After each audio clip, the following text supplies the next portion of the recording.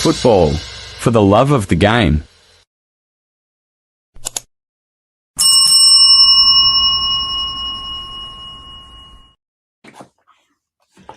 Hello, good morning, good afternoon, good evening. Thank you for joining. Apologies, I couldn't do any live yesterday. There's no way I could process the game. So I just had to go to bed. I was really upset about the game. I thought we should be able to got a result, but football is two outcomes. It's either you win or you lose. So let me just come and do the post-mortem quickly. People were testing me that when am I going to do live on it? So, so that's the reason why I'm actually why I am here. So guys, share the video, like the video as you join, share the video, let others know that we are live this wonderful Thursday evening.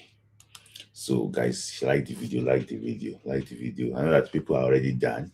People are done. People, I know it's not easy. It's not actually what's easy, to come this close and and not get to the final.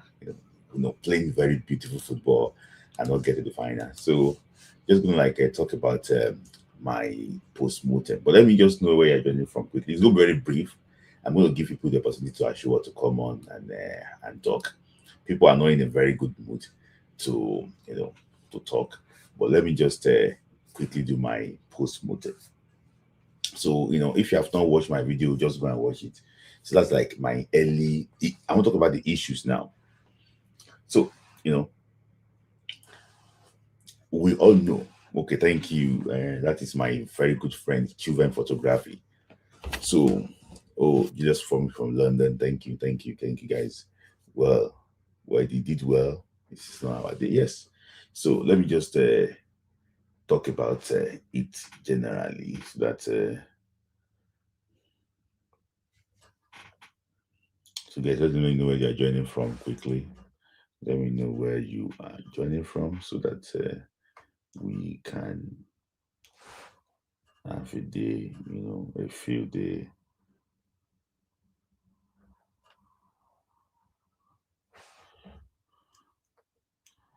So thank you, know where you're joining from. A lot of people, a lot of people do not know that we're even live today, but just like the video as you're joining. So I'm just gonna talk about it quickly and leave. So thank you, Tokoyada from brother. That's my very, very, very, very good brother. So if we come here and tell you that it will be very easy, we're just joking. It won't be easy. And we knew exactly that was what happened. Thank you from Germany, Ottawa, Canada, Trey, Young DJ. Thank you for joining. If I tell you that it's going to be easy, it can never be easy, because they're the host nation. And people have been asking me that, oh, Smith, why are you replaying the Tunisian game? Because anytime I think about the Morocco game, the Tunisia game in 2004 comes to mind. That's about 22 years ago now. It comes to mind. And I remember how we lost that day. So I look at this. Let me start from Eric Shell. See, I don't want it to come in a position that I have supported, Eric Shell. Thank you, Dr. Olasoji. Thank you, Kenny from Canada. Thank you. So I don't want to come to a position that what I supported Eric Shell. But the issue is this. If Eric Shell changed his approach towards the game yesterday, and Eric Shell can't lose that game, we will all say that why change a winning team? Why can't you leave the team to play, since they have been playing well since the start of the tournament? So I understand why Eric Shell did not really change his approach. Based on my knowledge, he wanted to see exactly, maybe he can control Morocco. So a Moroccan coach too, with due respect to him too, he knew that he need to neutralize like 3 or 4 players that are very dangerous. Kevin Bassey was neutralized, the yellow card, all you see, all these things there. I don't know, maybe it was scripted, but I rewatched the video of Kevin Bassey and Brian Diaz. I don't know how that one could be a foul and how that one could actually be even a yellow card. But at the end of the day, they gave Kevin Bassey a yellow card. And that put him under pressure throughout the game. So looking at the Morocco's coach approach towards the game, I realized that he went with his own people and he wanted to recover the ball quickly. And what I observed was that anytime there's a loose ball, all of them sprint back, they run back. And we don't have pacey players like that, to make sure that they don't actually recover, very well. So when there was a time that Brian Diaz got a true pass, Kevin Bassey shielded him. The way Brian Diaz sprinted back to go and mark Alex Iwobi, I was surprised. They have to give them the flowers too. They were very disciplined in a way they want to start to stop Nigeria. So I observed that anytime Alex Iwobi have the ball, Brian Diaz will go and mark Alex Iwobi first. So like 3 players line up to mark Alex Iwobi. If they're not marking him, they block his vision. So that's the reason why if Alex Iwobi is not working, that's the reason why you see Kevin Bassey trying to pass the ball from the back, because they already block Alex Iwobi. That's why sometimes the team is doing well, but sometimes you might just need more personnel to do better. Every 50-50 ball went for Morocco. The referee, I think, was trying to make name for himself, but I think he did more damage to himself than good.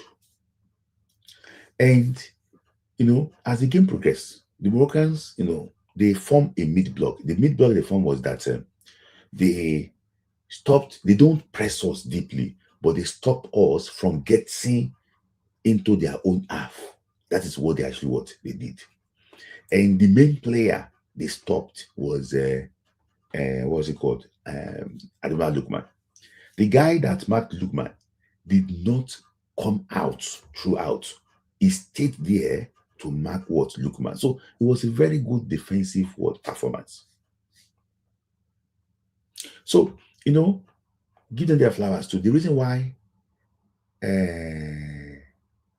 I'm very reluctant to give Morocco their flowers is because anytime they say that they have opportunity, it's always dubious. For example, now the Kevin Bassey free kick that Hakim Inyali scored was a foul on Kevin Bassey. So how will I give them the flowers for that? The chance that Nwabali saved El Azoui and the Abdel, the former backup player, it was a foul. It was, in fact, Messina dragged Lookman to the floor. So they did so many nonsense.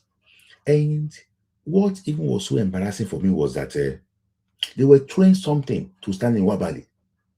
They were throwing something to him. He will keep his towel. They will go and pick up that towel again. I don't know. The stewards are doing the same thing. They are doing it. I don't know. Is Morocco now above the law? The CAF, the president of Royal Morocco was shouting when decisions did not go their way. Is the vice president of Morocco Football Federation. Why was he shouting in the VIP box? That is disgraceful. And the issue is this: CAF will not say anything. Another thing was this: Samuel Eto'o was fined for this. It was shouting. This was causing commotion in that place. Nobody said anything. In the whole tournament, Morocco did not present their players for doping tests. Did not present any of their player for doping test. Any of their player. Up till now, we don't know what they used to heal Hakimi. Up till now, we don't know what they used to heal Hakimi. He recovered quickly and everything. They did not prepare for doping test. You know, I don't know, maybe I don't know how to say. See, if everything happened for, I don't know, there's only, in fact, how many AFCON? How many AFCON? See, I don't know how to do it. See, it's like this now. If Nigeria want to win AFCON, let's go and host it and win it. I think it's better. It's better. So they are above the law. A Moroccan player kicked the ball away when he was upset. That was a yellow card. The referee did not blow, did not. In fact, Evan Nkoku said that this is disgraceful. This is a bad advertisement for African football. And you know, I know that it's just a Ghanaian. It doesn't represent all Ghanaians. But I'm so disappointed. See, I'm so disappointed. I'm so disappointed. If you want to do something, do it. If you want to do something, sorry, I can't get calls, sorry. I just see. If you want to do something, do it cleanly. Do it clearly. I'm so disappointed. I'm so disappointed that we find ourselves in this situation. It's so embarrassing. It is so embarrassing. So, you know, as the game progresses, Eric Share, you know, one of the things too that Moroccans did, well, in fact, one tactical thing they did was that, you know, in a diamond formation, if you want to counter a diamond formation, you will switch the ball quickly. Is it okay? So I can see that they were trying to switch the ball and move it around. They were trying to, you know, where anytime they are with Abdi, they will switch the ball to Brahim Diaz. So it can be one-on-one with Bruno Onyemaechi. But most times, Bruno Onyemaechi won the battle. There was a time that Bruno Onyemaechi was in the box. The ball was not out. Onyemaechi was in the box to cross the ball to Victor Osimhen. The referee said that the ball is out of play. So different situations like that limited the team. I gave the team their flowers, for them to take this game to extra time and to penalties. Other teams, I don't think majority of the teams will not survive this that much, you know, because you know Nigeria tactics is built on momentum, playing from the back, and everything. So if you want to play, any contact is against you. You want to start again, any contact is against you. See, what the Moroccans did was that they would just fall down in front of you, free kick. They do. So they did everything to stop our attack. They dragged Akko down, they dragged us high somewhere down. It's still the same thing. So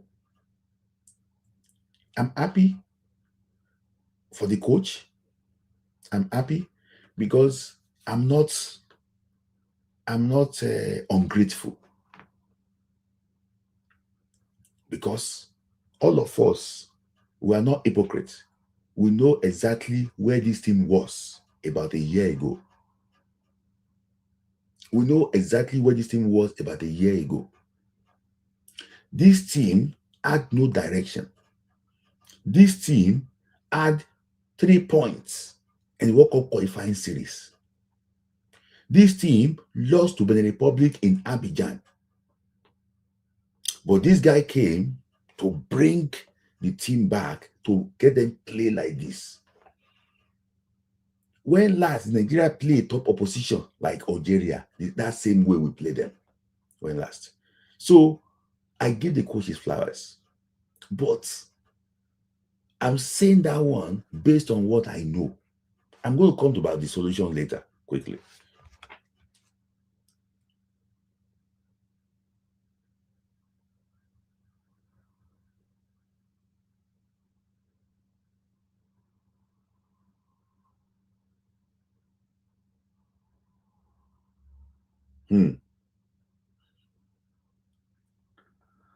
Sorry, guys. So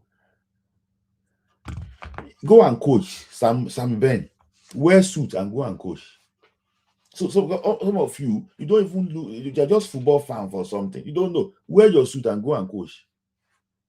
Do you think I didn't change the tactics? Why do you think Nigeria dominated the game in the second half? Wear suit and go and coach Sam Ben. So I'm just hearing a breaking news now that Morocco might probably host the next AFCON next year. Because Kenya, Tanzania, and Uganda, they are not ready. They are not ready. Hey.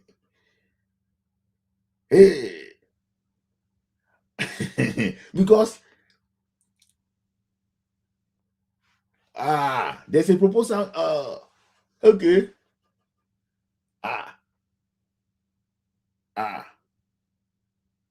This is going to be bad, though. This is this is will be bad. I'm just hearing now that there's a underneath they are working towards because of the success of this AFCON. No economy and everything. They want to host the next AFCON. Next year. So AFCON refs are actually what poor. Thank you for the super chat. AFCON refs are actually what poor. Let UEFA or AFC do the job. I don't know. They're not able to bring. I don't know the reason why we don't have good referees again.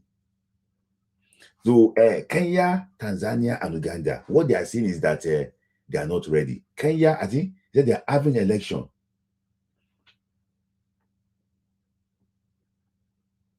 Kenya are having an election. So I won't lie to you. Kenya, Tanzania, they are not ready to host it next year. They are not ready. Except CAF want to postpone the AFCON. They are not ready. This is what they say that they are proposing to host it if they don't win on Saturday. Especially if they don't win the game on Saturday. They want to host it. See. So they are on standby. Yes, they are on standby. We are finished. We are done finished. South Africa will not host it. See, South Africa was meant to host the under-20 AFCON. You know what they did? They proposed a secondary school pitch to CAF. CAF said that no, under-20 cannot play on a secondary school pitch. That's what CAF told them, that under-20 cannot play on the secondary school pitch. So that no host, they didn't, South Africa has been a very, I won't lie to you, I don't know what is wrong with them. They have the infrastructure, but they just don't want to host.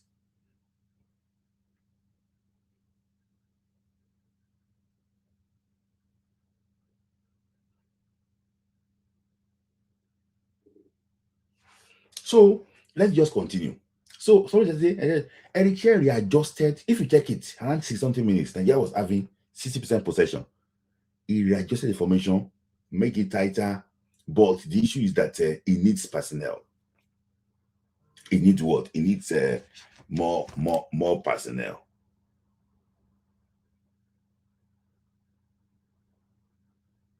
So they already proposed it to what's it called? To CAF.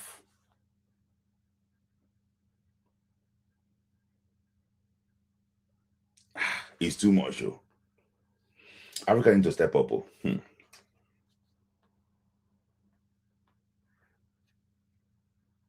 Yes, it was in our half. So we were trying to get control of the game. But what I would just say basically is this. Before, okay, let me go to penalties. And I want to say it here. Because I didn't talk about penalties before. See, penalty is not lottery. There's a science behind penalty kicks too. For example, now, I spoke to a sports scientist or so.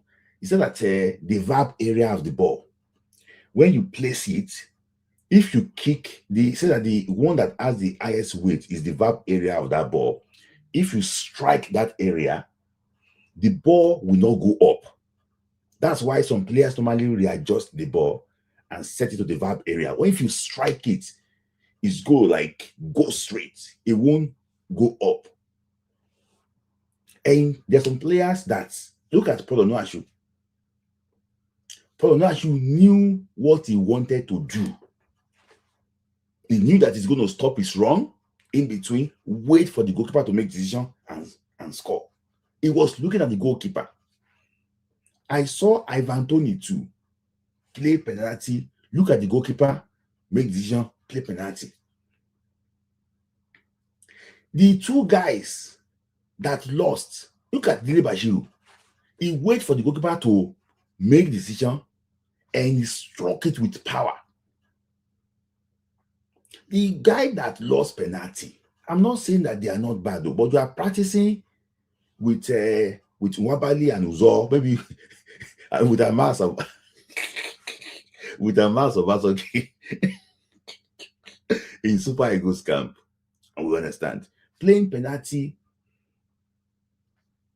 when you are around your peers and everything is easy. It's easy. You can play, you can express yourself. But when it's like tense, you know. See, let's talk about Samuel Chukwueze. People have been coming online say, don't bully. I don't support online bullying. I don't like that. You don't know exactly what the player is going through. You don't know exactly. I don't support online bullying. This is football. Anybody can make mistake. So please let us stop this online bullying. I've seen a lot of videos, even some people even profiling the boy that because it's from a particular area, that's the reason why it's like that. And this is bad. This is bad. But I'm talking about the person Chukwueze. See,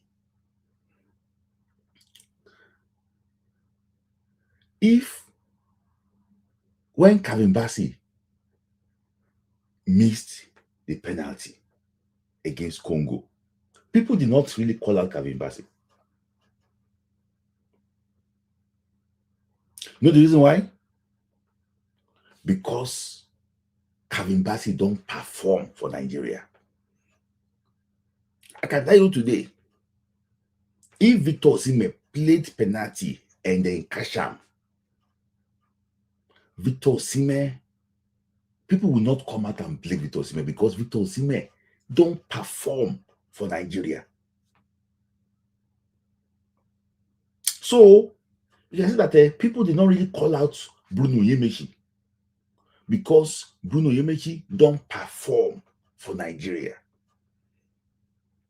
The reason why I think most people dragged Chukwueze was because, one, the way he played the penalty, it showed that he was scared. It showed that he made up his mind last minute. He was like somebody that was just playing. For me, I was like, oh my days. Like, it was like somebody that was just playing a back garden. He struck the ball in a nonchalant way. I was like, you had the chance to take Nigeria 2-1 up. Then, if Nigeria scored the Dele Bashiru penalty, that means that we are just one penalty away from winning. Tactics. I know that he did not want to lose. No, Victor is not injured. He played today. He's trained today. He didn't want to lose penalty. I didn't say he wants to lose, but like I know my friend is here. We always say that this boy doesn't play like a man. Just strikes it. Strikes it. If the goalkeeper catch him, oh, beautiful penalty, but they catch him, you leave. Strikes it. He played it in a way that it was terrible penalty. Terrible penalty. And the reason why anybody can lose penalty, they call him out because he's been performing badly for Nigeria. 55 caps of Nigeria, how many games can you count that the boy has played and has played well? It's very difficult. So, but I don't support any online bullying. I just think that, the coach too is working hard. I can tell you that some people actually the coach is working hard to improve this team. The coach is working hard, very hard to improve this team. Let me tell you something. This boy, Adebiosu, if the boy, to say the boy was fit, the boy would have come on to yesterday and play as a right winger, because the boy can play as a right winger. I'm talking about Rihanna Adebiosu. So this guy has been scouting players. See, I knew that this guy wanted 4 players. 4 players. See, and to say the guy gets those 4 players, this team, despite that the guys that played for Nigeria here performed well, this team would have been different. Because the guy wanted a player that can play that Lookman's role. That is a natural Lookman role player. He wanted a player. The player is a work in progress. He wanted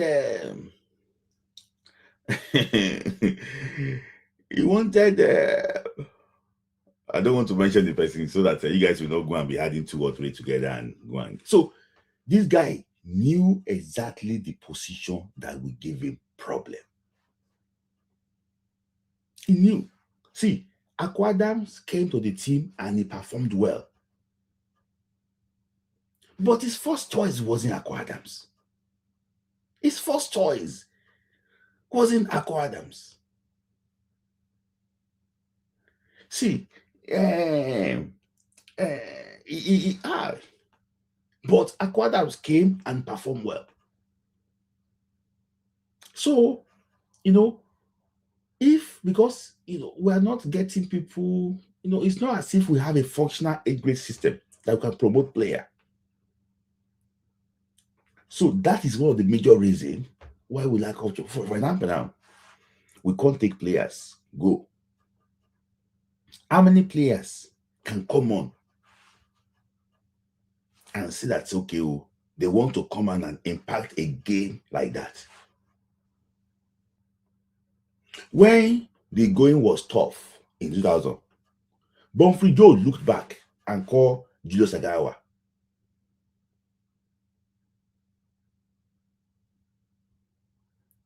Called Julius Agawa. He came, he performed. Because Agawa don't prove himself.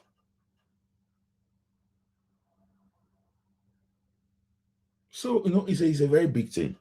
And also to Bruno. Bruno did well. But he made a mistake in that penalty. Mistake can happen.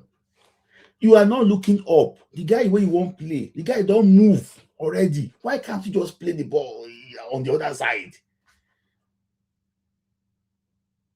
The guy don't move. He don't move. He wasn't looking up at all. Like, I was like, oh my God. Is it the tension? He wasn't looking up at the goalkeeper. You must be able to see the goal. He just played blindly. Blindly. He wasn't looking up.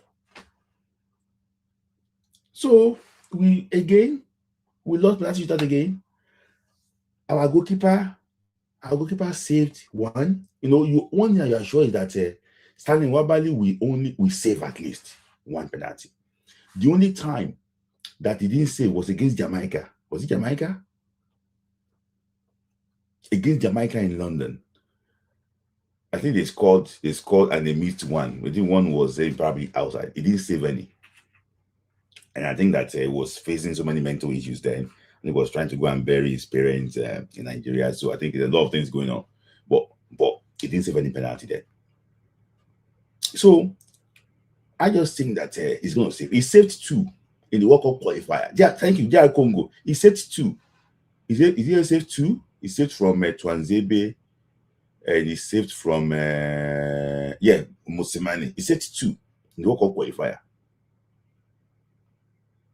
So for me, I think that you are sure that your keeper will save, but you're not sure you're going to score. That is all that. So we didn't have someone like Elisha Najo. We can't say that because of Najo now. Because of penalty now, we are bringing Elisha to AFCON. We can't say that because of penalty, we are bringing Kenneth Omero to AFCON. For the penalty, you are bringing Ekong to AFCON.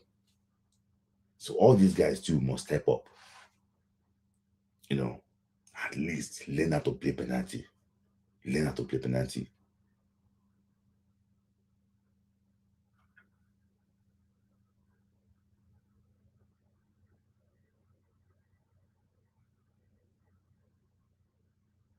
Wabali, you are taking a gig.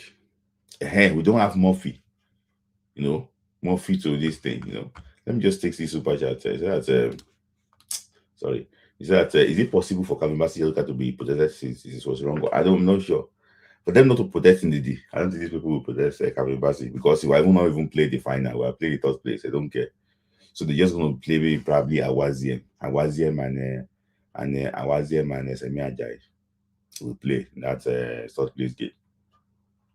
Then I think Eric Shea will want to win bronze. Eric Shea is looking for something on his CV. Eric Shea will want to win bronze. I know that. So, but I'm not lying to you. If Morocco hosts the next AFCON again, I don't think it's worth it. I don't think it's worth it again because I'm hearing that they are having highly powerful meeting to host it.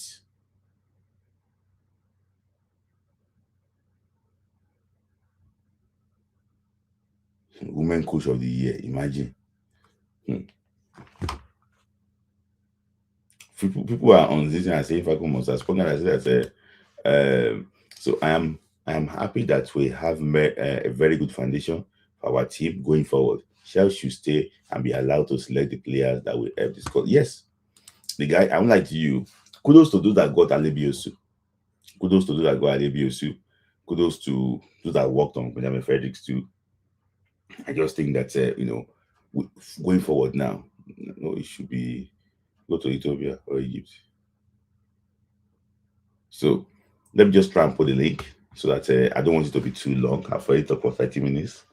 So thank you if you want me to take it. So I'm surprised I'm taking Sports Guy so comment because he used super chat. And also what's that person again? Olugwenga Adu. Because it can come with super chat. That's why I'm taking the comments. Algeria have good stadiums.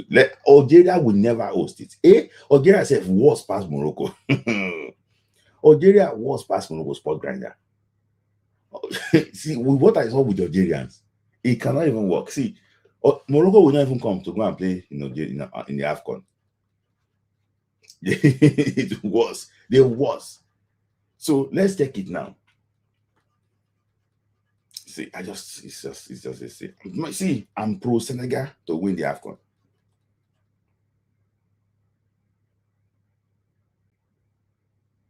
So another thing I want to say is this, please. I think we have to start campaigning that Patrick Musepe should not be the CAF president again. I think it's time. What's it called? CAF is really compromised. This idea of having AFCON every 4 years is bad. The CAF, the European, this is bad. I think we started to have a campaign that Patrice Musepe should go. And can see that there's lots of journalists from Ghana, from South Africa, saying that it needs to continue. But I think that the guy needs to go. The guy needs to go. We are for Senegal to win the AFCON. Yes, I'm for Senegal. So Morocco will win Senegal in 90 minutes. Nigeria was their toughest list. You know, I spoke to I'm gonna get the video. When I was in Marrakesh, I spoke to one guy. He said that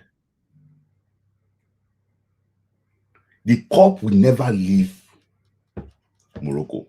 He said I should forget it. He said if they can beat Nigeria, that they are winning this cup. He said Nigeria. He said Nigeria. If they can beat Nigeria, he said they are winning this cup. I don't know.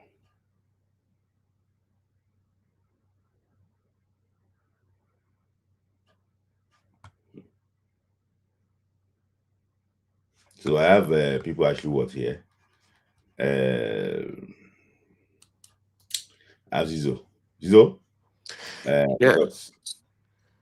yeah. Yeah, I can't hear you. Can you hear me? I can hear you now. Okay. Nah, yesterday match, man. Yesterday match was tough, man. I know when I was watching the match, I was like having a panic attack. Especially the way these guys are pushing us. That Onyedika, oh my god. Onyedika, I told you, Onyedika cannot play. I said it that time. Some people were criticizing me. Oh, why will I say that? I said, I've watched Onyedika football several times. He's not somebody that can shield ball or control or take on defenders. The way he played his ball like Iwobi. Oh, don't touch me, don't touch me, don't. It's not that kind of physical, as in, it doesn't have that physicality you will see on a midfielders. You understand? That's why Nigeria struggled yesterday Mm-hmm. because he wasn't matching these people. If Onyedika is a bully, yeah, Mm-hmm. is a bullying midfielder, Nigeria would have won that battle of midfield yesterday.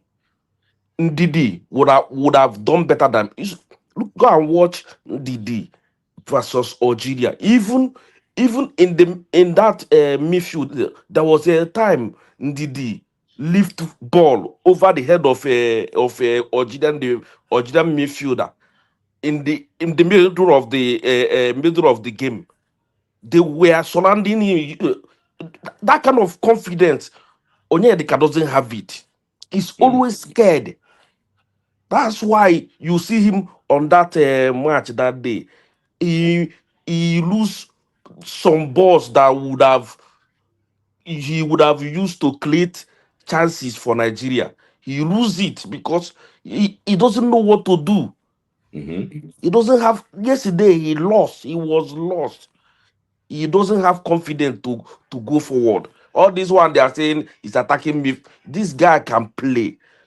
Some people, what I know is that some people are good in their club, but they are not good in national team. No, national team football is different from club side. When you are in the midst of all these Barcelona and all these people, you can play well. But when you are in the national team is different from club side. You understand? Our game yesterday was that midfield. Assuming Ndidi was, uh, even if it's going to be bad, it's not going to be bad like yesterday one. Mm-hmm.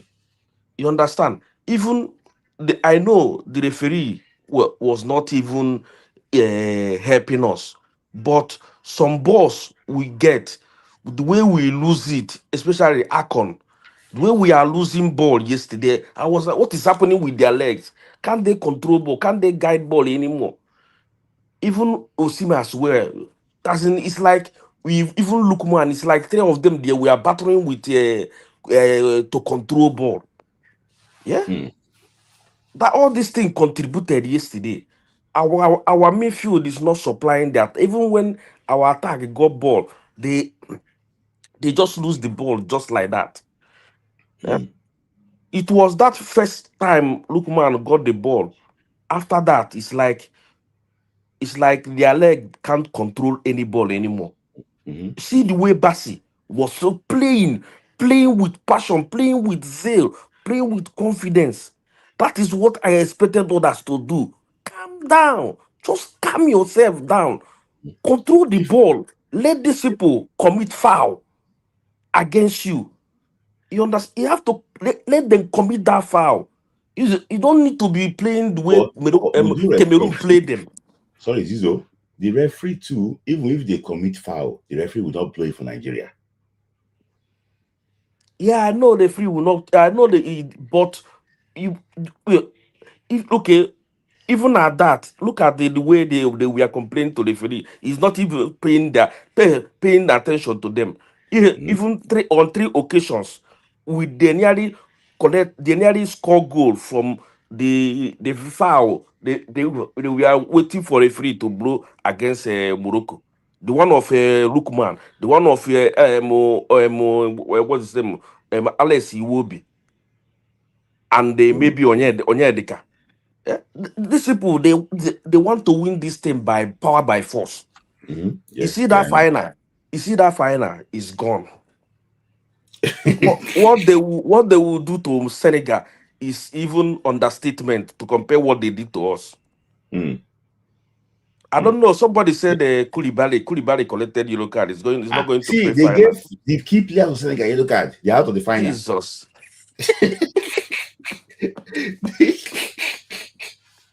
Forget those ones. They are out of the final. So, It's like Zizo, yeah. hmm? it's like it's like they knew what they were doing. That's why they gave Bassi that yellow card that time Mm-hmm, to make that mm-hmm, boy weak. But the guy didn't even send them. mm-hmm. You know, Yeah? what I observed was that when they were marking Osimhen, they were not looking for the ball. They were looking for Osimhen. Two people will put Osimhen in the middle. Wow. No, Hey, Chineke, Zizo, no. I was Yeah. watching this boy yesterday. I was furious yesterday. I said, Mhm. what kind of referee is this? Yeah, Eh? it was a bad performance. I was really upset that they purposely target him. I spoke to one Algerian guy. He told me that you know what, that you have a good team, and everybody knows that you have a good team. Because after the game against Algeria, that Marrakech Stadium is so bad that you have to Hey. walk before you get taxi. Oh, So when we were walking, and I saw this guy now came to me that was wearing a Nigerian jersey. He said that your team is good, but they will do everything for you to lose in the semi-final. hey. He said that if you are lucky, you get to penalties. But If but you get Smith, penalties, you are fine. Smith, Smith, what I was thinking that yesterday, the coach would have done. You see that time he removed I think he used Akko to replace to put in Moses. He would have put Chukwueze at that time. Because if you notice our flank, as in the left wing and the right wing, wasn't working that time because they were using Akko to go to that left and to go to that right.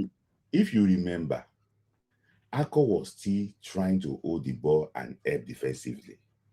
Uh, Chukwueze will not help. They will kill Osai Samuel. They will finish Osai Samuel finally. So thank you for your time. Let me just thank you. Thank you. all right, no Yeah, problem. thank you, Zizo. So I have let me just take super chat quickly from Jason. You said that I think the biggest issue was not actually what having a direct right winger. So if we actually would add the right winger, would have been able to actually run across. Yes, we don't have a right winger. That's the reason why Teller's injury too did not help. He was trying to play Teller in the role of Onyedika. no, in the role of Onyeka in the game in London.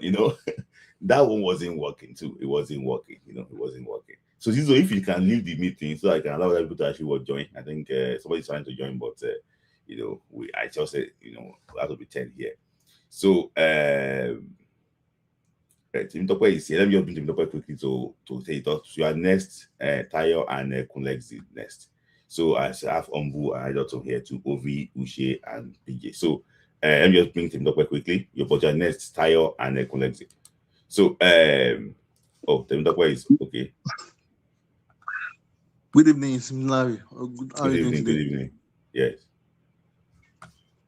First fine, of yeah. all, I want to challenge you. Yeah. I'm challenging Nike because I love you so much. I'm saying this. Yeah. You always defend you share so much. Mm-hmm. We when made mistake, defend him. Now, as a manager, you have to trust your players in this tournament. Mm-hmm. In that yesterday's game, we have Tuchukwu Nadi on the bench. Mm-hmm. We have Ebisa on the bench Mm-hmm. in that game. Look at one of them in midfield. You move this guy. Push Onyeka at the number 4.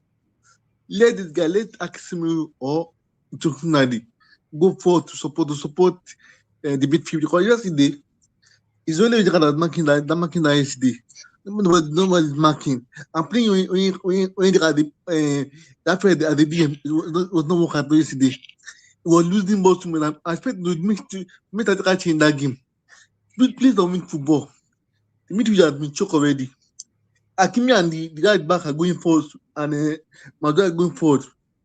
Move this guy, move Lupon to the left hand side, and let this guy go to the right side. Stay in the 4-3-3 in that game. That was better because the game was key because our wingers are not working at all. So they were playing at the midfield alone.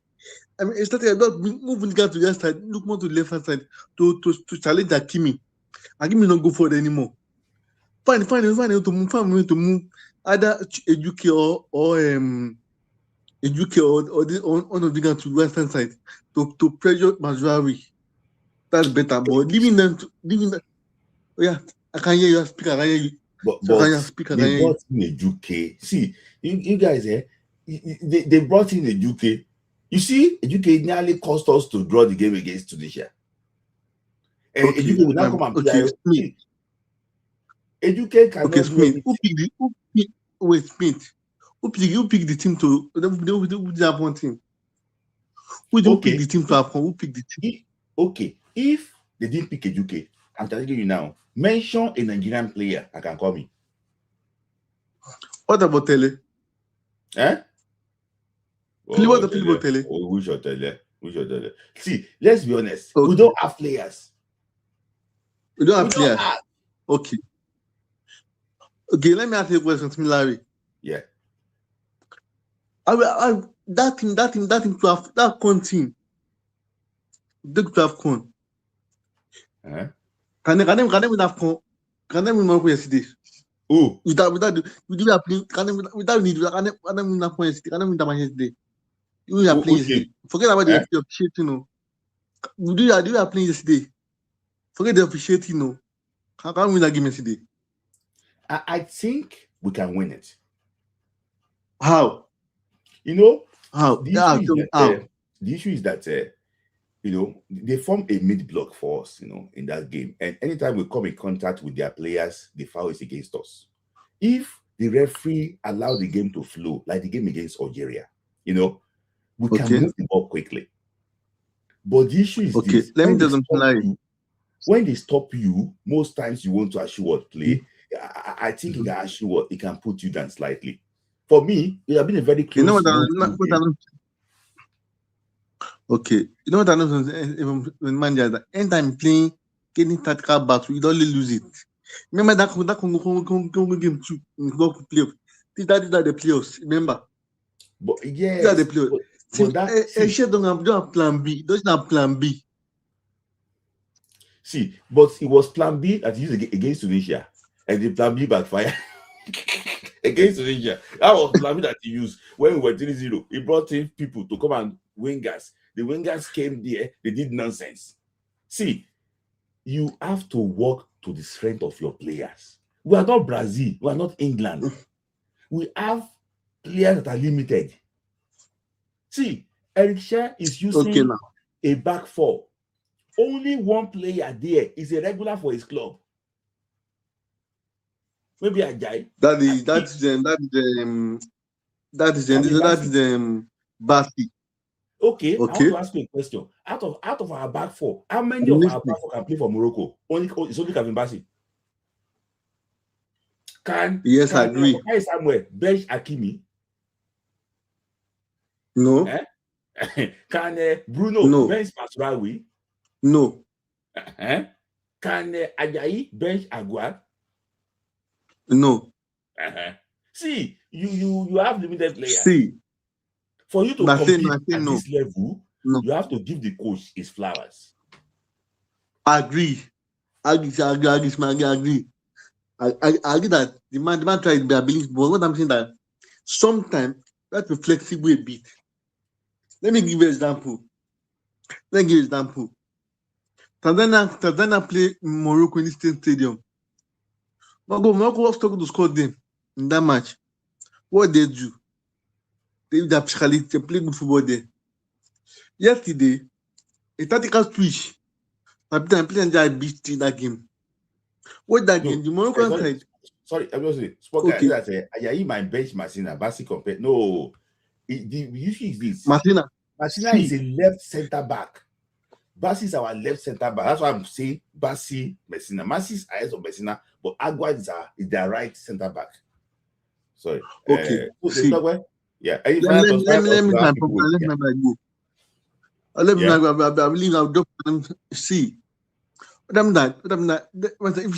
I shall keep the job, first to do, start scouting Europe now. All the young stars we have, start calling them up now. Secondly, do you know the best thing? This era of NFF controlling people is should stop. This player they call Spanish Mohammed. He don't play at all. He don't play at all. Yeah. So I don't know the voice tournament. Anyway. Yeah. Thank you. Good night. Thank you. So next is I will quickly. So I still have Uche next. So I have Tayo and Connect next. Then Uche and Ovi is next. Then I end up with Mbwen and Idoso. So Tayo and Connect. So Tayo, thank you for. I think you were here last time before the game. Yeah. Oh, thank you. We didn't say last. Hello. Yeah, let me. Can you hear me? I can hear you clearly. Yeah. Thank you very much. I will not waste our time because there are a lot of people that want to talk. Yes. I'm happy that number one, I have the emotions have come down after the loss of yesterday. We are not fair to those boys. I must be frank. We are not fair to them. Those boys are heroes. See, I was privileged to watch some clips of people that were in the field. I don't want to mention name of some, they are bloggers and all that. My brother, the noise, even me that I still hearing it on my device, the noise, the intimidation, it takes a lot to play in that kind of situation. And those boys still held their nerves. A few shaking, they are human beings, for God's sake, I beg. They are human beings. Europeans shake sometimes too. Okay? So, but there was a bit of nerve. But generally, I would say most of them held their own. Most of them were able to do what they needed to do. See, if you look at the two teams, you just done a bit of appraisal now. Player for player, many of their players are even better than ours. They are playing their first team. Is it their defense? In fact, what we carry, that is our strength, is our attack. Is our attack. But from midfield to defense, player for player, they are better than us. But we have a coach that have made that not to count. For God's sake, they did not score also. They did this same thing to Cameroon in quarterfinal and scored Cameroon. But they did not score us. And we are still wailing. The man has used the resources he has to the best of his ability. Some people say he did not even change tactics. Who said so? Have you forgotten when it got to a point that Calvin Bassey now joined in Wobby in that midfield in a way and was spraying passes, trying to do long passes towards the right. He tried to do when they removed Onyedika and brought Moses, was it not to have the width on the left and see if Moses can make crosses? 4-2-2-2. 4-2-2-2. And you say he didn't change tactics, he only played one way. It's not true. I don't agree. There was a move to change plan, but you're also using the players you have. If you say bring it, see, one of the things that this team must do from yesterday's match is that even from Osimhen in front, everybody must be a good marker. You must be able to mark and put pressure on the opponent. But we know some of these players. Is it Chukwueze? Chukwueze will not mark for you. I'm sorry to say. Ejike will not mark. Ejike will not mark for you. He's not a good marker. Look at the people he brought. He brought Dele Basiru. Dele Basiru can mark to some extent and has some offensive ability. I guess that's why he came into the game. These coaches, they know these players better than we do. They train with them day in, day out. I'm not an apologist of Chel. I don't have any interest, but I'm just watching from what I can see. And I can see that this man knows what he's doing. He must, he has not lost any match. Another thing I want to say. Any competitive match, he has not lost. In terms of in 90 minutes. Yeah. Till now, except the Egypt match that he lost, that was just trying players based on the, what's it called? The friendly match, isn't it? Before the Nations Cup starting. So he has not even lost. Okay? So who has survived this Moroccan team than the way we did yesterday? Brazil did not survive them. Well, I don't even understand what we are saying. See, it took jury and everything for France to break them down the World Cup. This man, survive them. Even them, not survive them. They will say, no, Nigeria has played us. It takes a lot not to break down in that situation. And everybody held their place. That is why the only part I'm now happy about is that I told my son, I said, see, number one, okay, now let's talk about the coach, the referee. Some people say the referee is not the reason why we lost. I disagree seriously. I've been privileged to play football a little, and I've coached too a little. I know when coaches see, when you want to frustrate a team, you don't need to get to the point of where you have the advantage to when you stop them. One of the veterans I watched a podcast. He said, you do it before the eventual danger comes up. Do you understand? You break their play. By the time if you're a player, every time you try to go to offensive and they break your play 3 times, it takes a lot to continue to go with that ginger. And when you are playing and you are afraid that you can get a yellow card, you will also be afraid to do some things. You will not be free to express your talent. That's what that referee did yesterday. And if somebody tells me that did not reduce our chances of creating opportunities for us to score, that means the person does not understand football. And I suspected this. You remember when I was telling you prediction? When you put me on the line, I said these people are very desperate. That's these Moroccans. And they showed it. We all saw it. Do you understand? Very woeful refereeing there. Yeah. That's on that side. Yeah. Now,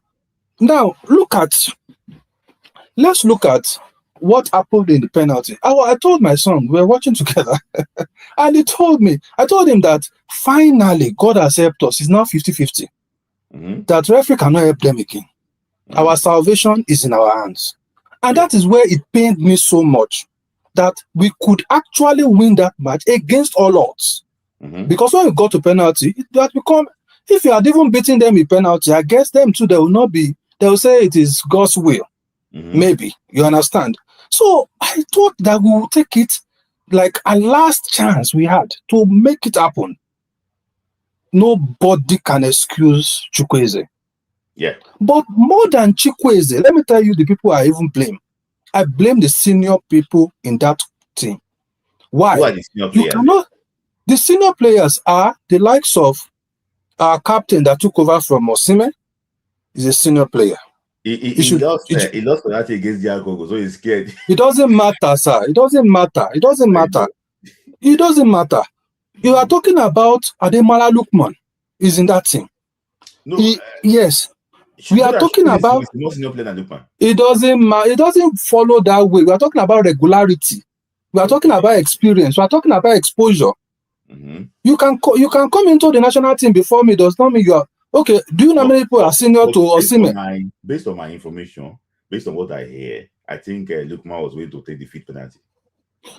Okay, that is an error again, because at that point I was asking that question on I think it was Ayoti's program yesterday, that at the point where Nwabali caught that second penalty, they should quickly bring their best leg, because that was our most crucial penalty. If we had scored that goal, that second one, immediately the pressure would just be on Morocco, and that would have been their end. In fact, they would have even made more mistakes, and maybe Nwabali would have caught more afterwards. And you know, I know that you are right. You know, as I want to know, this science going to football is just crazy. People say that the first, the third, that actually was the most important, penalty. So yes, but look at it. It's not about. I agree. The first, yeah, very crucial. The third and the fourth. In fact, the final one is not even as serious. But the thing is that looking at the way the penalty has gone, and Nwabali had caught that second one, everything should have been done to make sure that second one entered, because that would have changed it. In fact, somebody said something that the first time that stadium was quiet was when that penalty was caught. Yes. What are we talking about? Because that was the first time the reality that they could lose this match setting. And the moment Chukwueze failed to score that penalty, their spirit came up again. You see, you need that opportunity to kill their spirit. We were not able to get it during the normal play. But after the normal play and during that penalty shootout that we got the opportunity, we hammered them. But we threw it away. That was the time that even if it was Ademola Lookman, that I would say, Chukwueze, shield first, let me go and take this one. I don't know if you get what I'm saying. Take a very strong shot. Be determined, know what you want to do, and take it in. Do you understand? I don't think then if you now miss it, let's just say you take that kind of shot that their own player took, the fifth one, and the keeper catches it. People will not be angry like this. I don't know. Who took the second penalty against Africa? Was he? I know that Ekong took the fourth penalty. That was very important. Ekong took the fourth penalty. Yes, Ekong took the first penalty. The one that he took in the center, in middle. Pa! Yes. Do you understand? Was he? Also? Okay, continue. Sorry. But I can't remember the order in which it was taken. My point is that we had the opportunity. The coach, I've listened to what the coach said about the penalty. You know, he cannot force them. He's not the one that, he's the man of faith. That is the way of, protecting his players. And at the same time, I don't think he has thrown them under the bus. He has also said, we have trained. Yeah. The boys have taken the penalty. You cannot say, because one of the things that was very wrong, the way Chukwueze went for that penalty, is that his run was very terrible. Very terrible, very terrible. How can you run towards penalty like that? The moment you take that run, the moment you go like that and you don't score, everybody will kill you. There are people that do it, okay? But if you don't score, you will not be spared. And that's exactly what has happened. Yeah. That's exactly what has happened. And people don't forget people that use penalty. Consider final year. The man Eric Chell should not allow him go. Or the people that are calling for Eric Chell's head is very unfair. They should not do that. People that are cyberbullying Chukwueze should stop. Stop, yes. Chukwueze too should find a medium to apologize to. I've said it before, to apologize to Nigerians and Nigeria fans for what happened in that penalty. We deserve some apologies from him, because okay, I didn't even know. I saw a video where they were trying to console Chukwueze also at the end of the match. You understand? I saw that he was not happy. I don't think anybody will be happy. But when you're a professional, you are held at that standard. If you fail, you have to own up and apologize. Yeah, based on that, I believe that. I don't think he has been practicing against Nwabali. Maybe against a mass of Basoge. I don't know. Including that's why I say I won't spare. That's why I say I won't spare the senior players, because including Bruno. I don't know what Bruno is not a penalty taker. He's not a penalty taker. Because penalty card that does not look the position of the man that is the keeper. Is that a penalty taker? I don't even understand. So that's why I feel that team, the people that should take penalty are running away. Nobody wants to receive the blame from Nigerians if they lose penalty. Yeah. But this is what you do. Yeah. So, it's just like soldiers say they don't want to go to war. And army in Nigeria say they don't want to go to war to protect the citizens because they are afraid. It's what you sign up to, isn't it? Yeah. So if it goes wrong, the day it goes right, you will take the kudos, isn't it? Then if you don't go right too, otherwise. So the team they need to talk to each other. I think the people are relegating responsibilities. That's what I think. People are running away from responsibilities. Look at Hakimi. He stepped up. He's the captain. He stepped up and took penalty. And he lost penalty in last AFCON. No? He lost penalty in last AFCON. And took the penalty. You don't run away. So the likes of Simon, they need to ask them what is happening. Likes of Adel Lukman, Iwobi. I don't understand what they were doing. And they were sending suspects to go and take penalty. Is that not the way they sent? Look at Mr. Tayo, that's very good. Top place, let them still put effort so that maybe we can have a little bit of consolation. Let them keep Chell. I beg them, God, in God's name. There's nothing wrong with Chell. We can't have if the moment we change coach now, we are going to run into the same crisis again. Yes. We all complained about Pizarro the last time, Abi. We don't run into crisis that has cost us the World Cup. Yeah. Because that's where our World Cup crisis started from. And we didn't recover. At the end of the day, we are not in the World Cup. Yeah. So please, let them keep. They will not sack him. They will offer him a new contract. Thank you, Mr. Tayo. Let them offer him a new contract. Because we cannot even afford a quality coach that you can be fit. Because can we pay 100? Can we pay 100,000? Where's the money? Even the one that they are paying him now, they are still owing the man. That's what we've heard. Thank you very much. I appreciate your time. Thank you. Thank you. Yeah. So thank you, Mr. Tayo. Let me just take quick fix before I go to Lexi and that route that let's appeal to the president to allocate 1 trillion to improve our home facilities. If they can buy votes with they would rather I not to help them to allocate it because he knows how government share. But for me, I just think that we are not really serious with it. See, there's a decay of infrastructure in Nigeria, sports infrastructure especially. There's only Uyo Stadium. We're actually what you say. I think the government can invest in sports too. When I saw the amount of money people came to spend in Marrakesh, I was like, hey. Morocco is getting a lot of money on tourism, and this AFCON is helping. I saw people, the hotel booked out, everything packed.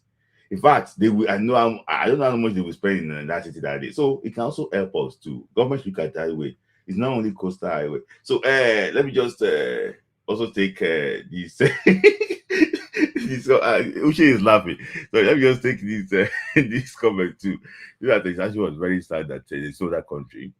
There's no other country in Africa that can actually host Africa apart from Morocco. Most African leaders are corrupt and less interested. I agree with you. See, AFCON now is not even more difficult to host because at least you need 6 good stadiums to host it. If you remember, during Nigeria 2000, Ghana had 2 stadiums. We had 2 stadiums.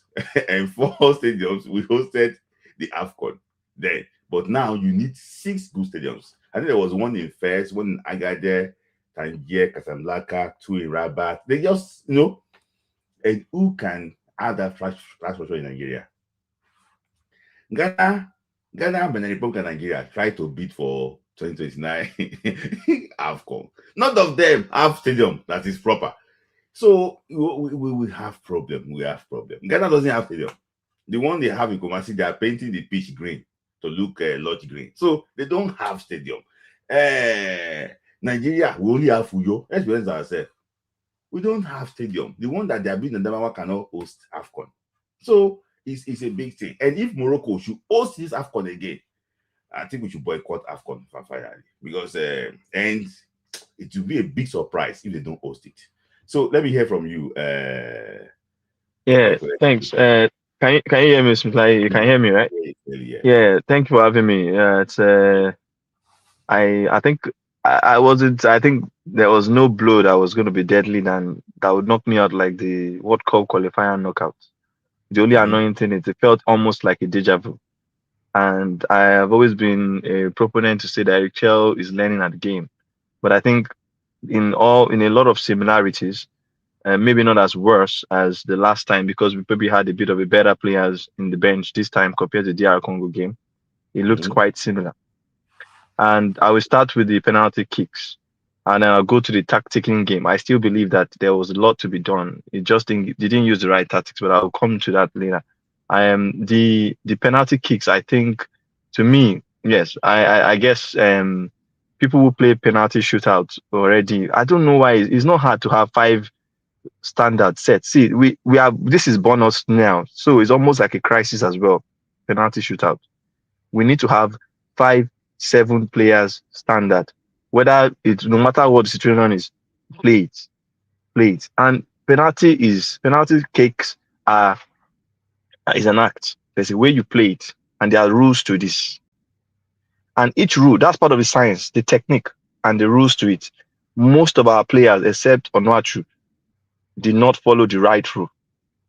And it's simple. Just even doing the rule, you don't even need to hit the ball hard. Just doing the rule, you will get it. I'm going to the middle. A early diver goalkeeper that doesn't stay in the middle, like the Morocco, is so easy to score. Honestly, arrange it. First, second, third, fourth, fifth. Number third, first person goes to the wing. Number 2, middle.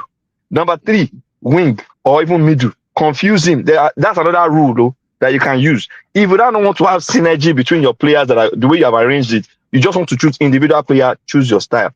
Middle, low, hard, or middle, high. Middle, if you're going to go to the middle, hot, sharp, and high. Like you have to hit it hard rather and go straight to the middle. Salah does that. You go, but your run has to make it look like you want to go to the side. So that the keeper thinks you are going to the side, definitely. But you are going to the middle. When you are going to the middle, unless you are very good in then you do Panenka. And people that do Panenka have studied the goalkeeper that he moves. In fact, but I don't think Bruno, I even thought he was trying to do Panenka before, but I realized that plus the range where he was putting it was terrible. And anytime you are going to the side, a third of the side of both sides, for you to choose a third of the side of both sides, then it means that you are ready. The way you want to play your penalty, you are playing it in a way that you want to lose the goalkeeper, which means you want the goalkeeper to go the wrong way, which means when you are doing your run-up, you feign. You do as if you want to kick, the keeper drives, then you play. So any angle to the other direction, any angle where you play it is going to go because the keeper has gone the wrong way. Yes. Our players did not feign, they just played it to the goalkeeper range. That's the goalkeeper range. If you're going to go to the middle, go to the middle. Let's know, because if the keeper dives, and you go to the middle, he will not catch it. But if you put it in the side third on both sides, if the keeper dives, even if he goes the wrong way, he could still catch it because that's what happened to Bruno, And then the same thing happens to Chukwueze's zone. I think he just, I don't know whether he was trying to calm the nerves. And I guess that was why he was trying to cool himself down, cool, calm, that kind of thing. But I think I don't have a problem with the chewing gum, all of those things, just to try and calm himself. I think it was the run. Because he did not run well, and if you're not going to run well, then do the Ivatoni standard. Do as if you want to fake it and play it the wrong way. Bruno sometimes doesn't run, and that's Bruno Fernandes. He doesn't run, but you play it the right way. They didn't do some things right, because I think, like you said, the PK was the right place to take that game to, and that was our opportunity to win it. And I think the last speaker said the most important thing: the moment Umabali caught it. In fact, I thought we are winning it. And losing that immediate penalty that we lost was a huge problem. I think Morocco even thought they've lost it. And I think in this kind of high-stake games, that penalty kick is an option. We need to be better. We need to have 5 players, no matter what the situation is, you are the one taking it. Train and train hard. The way that guy, the last guy for Morocco, where he put that ball, no matter who, except the keeper dies very, very early. And that's the normal standard. And that's standard you can aim. All our players can train and keep training, and they will get that standard. That every time you go to the side, you go towards the side net. Because it's penalty kick. If you train it and you are good at it, some people play the same thing over and over again in the same direction, and it will always go there. You understand what I'm saying? And I just think that that's what training is about. He said that those are the best penalty kicks takers, that they did training for it. I don't know what, but only penalties. Coming to the in-game analysis, referee or no referee, the number one principle when it comes to tactics management, when it comes to in-game analysis is when you have an opposition. This is where the referee and our own plan should have been. When you have an opposition that is playing high press and they're playing mid or high press and ball overload of the midfield, which means they are overloading the middle and they are playing high press. You have two options. You go toe to toe with them. You go toe to toe with them. If you are going to go toe to toe with them, it has to be a fair game, which is where the referee killed the game for us, because we were going to go toe to toe with them, but there was no fairness, because then when we go toe to toe, we are always losing out in the duels. Partly because when we do anything, they will blow. So the moment we realize that that was never an option, then we have to go round the press. It took us too long to go round the press and leave the middle for them. And there are two ways to go. I said to IOTS, I said it's a 3-2-5. The formation is 3-2-5. 3 at the back, and those 3 guys at the back, 3 defenders at the back, all they have to do is just keep passing around. Iwobi can even drop in between Basi and Shebi Ajayi, and they just keep passing. You utilize the goalkeeper. Just keep passing around, slow the game down.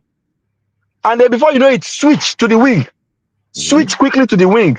Switch to the wing. AFCON was trying to then do that 3-2-5. He was trying to overload the wing, which is what we should have done.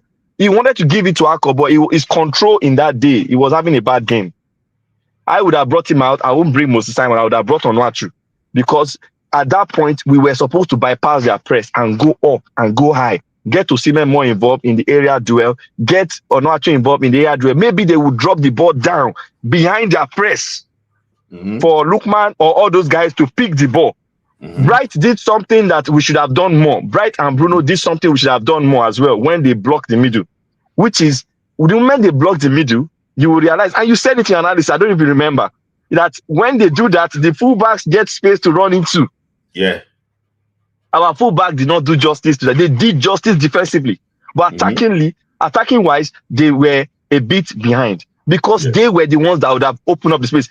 All those runs that Bright was doing against Algeria, if he had made that run, when he gets the ball, he was trying to beat one player and move in. He did it a few times, and we got the opportunity to face their back four. If you keep doing that, a quick pass will be good. And I think those are the things that I thought. I don't know if I can blame Eric Chell for that, because I saw him trying to do some of those things, but the players did not, just because they were not. It's not something that we are used to all the time. They could not quickly think on their feet and implement it as quick as possible. And there were 2 opportunities actually of what you said in your analysis, where we get to the back of their press. Twice we got to the back of their press, but we're too sluggish on the ball and we lost it. We did not even do anything. Lookman was there. He lost the ball. We managed to beat their press. We should have made those times count. If we had made those times count, they would think twice. Because sometimes when somebody wants to do something and you scare them twice, themselves, the coach will say, the third one might be unlucky. But because we did not utilize it, it made them to grow more in that game. Oyedika also had a time when he was right in the front of the box 18. He just could not drop the pass too quick enough. Okay, sorry, I want to ask you a question now. Ayosun is here. He's going to join me very soon now. We have had difficult games before in the past in AFCON, but sometimes we get a way around it. And I will remind you of one, if you can remember. Nigeria versus Ghana, Mali 2-2. It was a very, I don't even remember. It was a very tough game. Ghana was tough. Just came with one shot from somewhere. The shot, that was what saved the ball. Remember Taiwo 2 against Ghana in 2006. We used to have players like that. When last we scored a free kick goal? And it's all this dead game. It was it's dead games like this that you need certain things that are different. Yes, you need certain things that will make this, and that's why I said that we didn't have other style of play or people on the bench that can implement that gives us that outlet. Just to win foul in front of the area and see somebody that can score the free kick, we don't have. No, but they set it up for us now. Even opportunities for goal. See, Morocco is poor in defending set piece. I said it yesterday at our show. Morocco is poor in defending set piece. We are good at scoring set piece, at least under a shell. The point was that how many corner kicks did we get in that game? Almost none. We didn't get a lot, like we normally get in most games. The other option, which is why I said play the wings, because the more the ball is on the wings, we had a long throw specialist. Frank Oyeka can do long throw. Do you leave the middle? Just keep moving the ball to the wing. If it's not, he can still do long throw to some extent. Whether it's, but at least he will get the ball there. Like we needed to do something different, which was dead ball situation. That was what we needed in that point. We couldn't start passing the way we were doing it again. But there was a point where Iwobi wanted to do something different, drop to the middle, drop to the back to see the ball. They did not follow him. They blocked the passing lane instead. So these Moroccan guys, they have thought about everything. See, they should not be saying that ref messed up and killed our game based on the analysis they made before. But as far as I'm concerned, the point is when somebody wants to do rubbish for you and they want to spoil your night, then you will turn your matter giddy ball. That's how people used to say. You will turn it to rough game. And that rough game is just put it on the air. Both them and us will not be able to play anything. Yes. And that was what I thought would have happened. Load the ball to the flanks, hold the ball, Osimhen will have a chance. Just keep loading. Oh, my friend was just texting me and said that even the corner kick that we have, that Hakimi, they didn't give us. Yes, now that's what I'm saying now. That's what I'm saying now. So the main reason was that we should have tried our next best way. Nigeria has goodness. If you look at all our goals, our next best, apart from passing through the pass and all those things, our next second plan B of scoring is set piece. So Nigeria should have switched to a formation that would have allowed us to do that. But let's even leave that. I think overall, why I'm not upset, apart from the situation of the World Cup more damaging, is the fact that I think what I thought and what we wanted from this team in AFCON, we already saw it. It's been a while for those who have been following Nigerian football and those who watch all our World Cup qualifying game. I don't think anybody will watch all our game and has felt the pain of seeing how the decadence on how we play. I think it was been a while we see Nigeria play very well. And play good. Maybe under Keshi. That we play good football, that we are happy. So the fact that I can see was not like this. Yes, that's it. But even at least we can still see small, like chap, time sweet goal. Like so the fact that we can even see this, I think, is a positive in that. And to me, that was all I wanted. To just give us a glimmer of hope that Nigeria is good. It's not going to be all the time that you will see a hope that a turnaround will happen, and the next minute you will get a trophy with it. Every other this team, Senegal go through the face. Every other player, every other team went through the face. If they keep Eric Scher, this team could go and win the AFCON in fact, the next AFCON is the best because none of the hosts has the power to win it. So that next AFCON is open. And I'm going to say it here.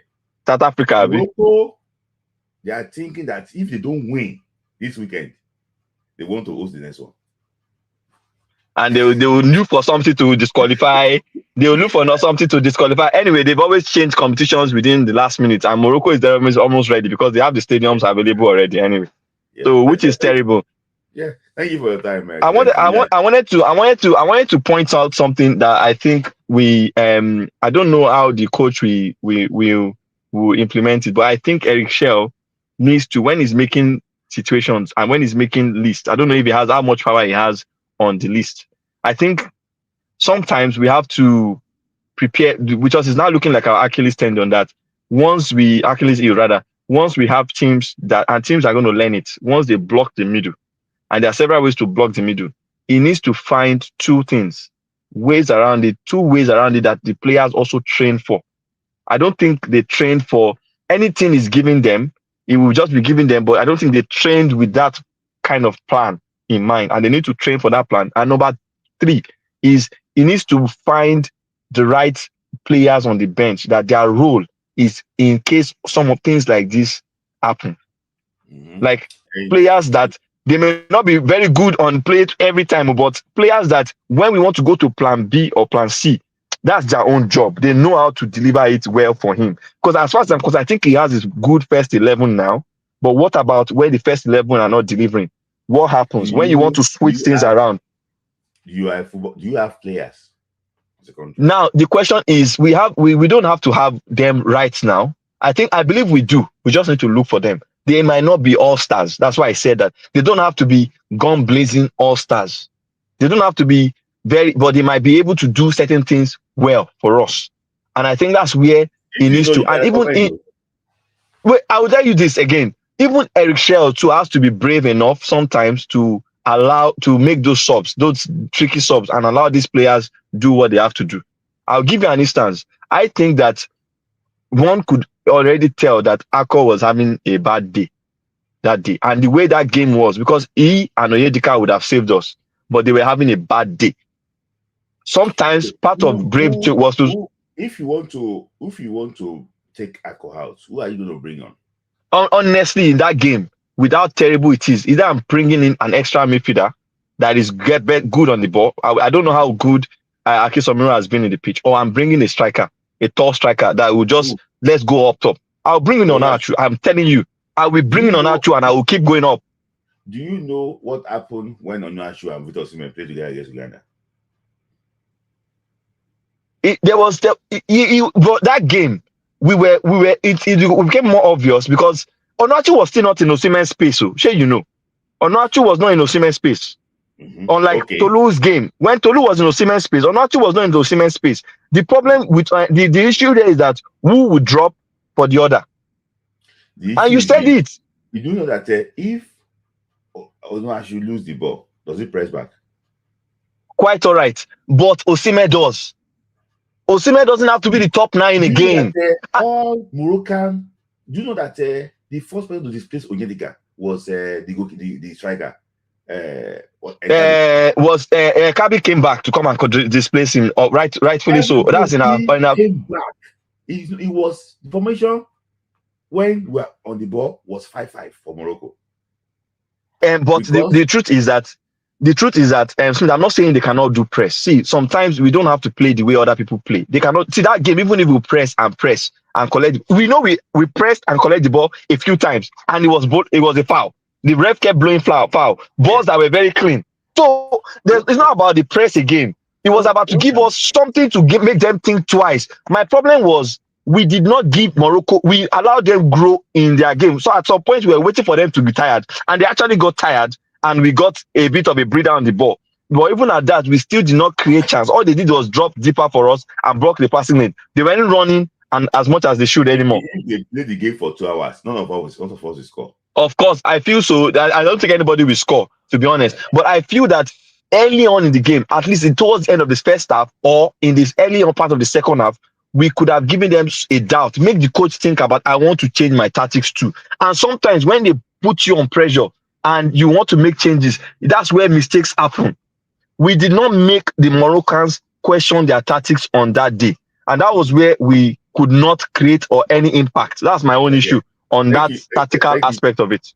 Thank you, Lexi. So that, thank you. I like your tactical argument about this thing. But it's just that, the picture of the game, I don't rewatch the game. I mean, probably twice because that game was they've condemned us that if we're going to win, it has to take something special. And I think that penalty kick was the best outcome in that situation. But unfortunately, we didn't take our best opportunity at that point. Yeah. Thank you. Hopefully we will get better. I hope we need to work on this penalty because this is twice it's cost us huge, and I hope it doesn't happen again. Because it looks like Eric Shell is also a very difficult coach to beat. Yes. Let's be factual about it. He's also a very difficult coach to beat, which means in tournament football, majorly when it comes to knockout, there's a high tendency that his teams will always keep going all the way to penalty shootout. And he has to work on fixing that problem as soon as possible. Yes. Thank you. Thank you, Kulexi, for your time. Thank you. So that's Kulexi. So I have Uche next. We have to make it fast now so that we don't have Uche and Ovi next, then Omboy and I also. Then I'm going to put Swoga and Sale. So I know that apologies that apologies that I have to. So see, some of you want to kill Eric Shell. When your person say that there's no taxes, see, we are talking about formation now. Somebody went to Bridge FM to say there's no taxes, there's nothing, just go back and forth, back and see. So hey, let's go and take the 94 set. Let them go and coach. 94 set that coach Atlanta to relegation. See, I don't know why we are so emotional about all these things. Anybody that is not with us now, he don't travel with a good person. We don't consider the reputation of that person before. And the issue is that some of us just say, hey, for example, now one journalist, I think they call him Pong Mike or something, Pondit. The boy went to, he tweeted during Chan that if you are going to Morocco, make sure you only book your ticket for 3 group games. That's what he said. But now the mouth don't close now. He cannot say anything now. Let me just bring the rest of people. Ombre and I just please be ready, please, after. I'm next now. So Uche quickly. Yeah, can you hear me? I can hear you, Uche. No, I'm back. Yes. I'm back to my base now. So okay. I can hear you. Congratulations to the team. Yeah. There are lessons we need to take home. Again, the France 2018 team, the World Cup title that they won in 2018 started in 2012. Yes. They missed 2014. They got to semi-final 2014. Have we quarters semi? Quarters 2014 after beating Nigeria at the second round. Second round, yes. Yeah, then 2018 they won it. So this is, you have to plan. And at that time they just knew, okay, Deschamps was improving year after year. We will keep him. Let's get more players. Oh, we already have Mbappe. Oh, we have Griezmann. Oh, we have Kante. Little by little, we'll fix the problem. Now we know that we need a box-to-box midfielder. Oyeka is good, but Oyeka can't far. We need something like Marouane Fellaini. Marouane Fellaini, or someone like someone that has a little bit something like Bellingham or Ballack, someone that can carry the ball and drive through the midfield, no matter how boxed or how close that place is. Someone that will take the ball. You have to drop him down. You have to bring him down before, since it's the 4-4-2 he wants to play with. He needs someone that can actually take the ball, can roll with the ball. I thought what's his name? Fisayo was going to be able to do it, but it looks like he still has so many things to work on his game. Someone that can drive with the ball, someone that can nod, someone that can drop the ball down, that could help the 2 guys in front to bring the ball down. Before, we used to complain that at the 75th minute that we will concede goals, right? That will be dropping tempo. At the 80th minute, we will always concede. Yeah. Lo and behold, stop now. He don't stop. Now we know that he can defend the game to the 120th minute. Even for 2 hours. For 2 hours. If you want 3 hours. 3 hours, he will go defend. So now what we are working on is penalty, how to replace players. And I'm happy that this AFCON, we're able to take about 3 guys that played the underage team, like the under 20, and that came through the ranks. So they were able to watch the game. Ronaldo was on the bench in 1994. Got to the final 1998. Won World Cup 2002. Yes. So there will be time. Agolawa on the bench. Got to the So it's going to take. We cannot just win it immediately. We're building something. They've gotten to the final. They've gotten to the semi-final. So they understand. They understand where they are making the mistakes. You just have to update the system. By the next AFCON now, these guys that experience this, the Akis Omiro, the Inadis, the Fago, they will go and okay, this is the experience we have. They will go to their clubs, get better, and look for better moves so that they can come and compete next year. That is what we want. But at the end of the day, you have to keep the coach. shout out to the I just hope NFF understand that you have to take a loan, just as they gave Raw 5 years. They should give this guy time and pay him so that we can see what he can do. We're going to have 2 AFCONs. We're going to have 2027 and 2028. So they should give him time to prosecute this game. I heard he's just been coaching for 3 years. He's supposed to make mistakes. He's bound to make mistakes. So let him grow into this. Nigeria likes fast food.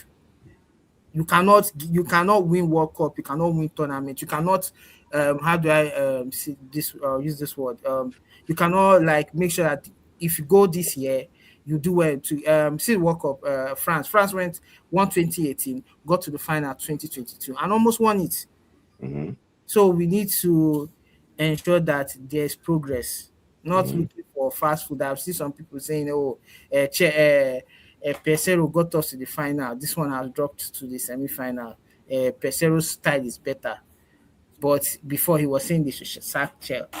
So all these little things, we are not there yet. We know where we are coming from.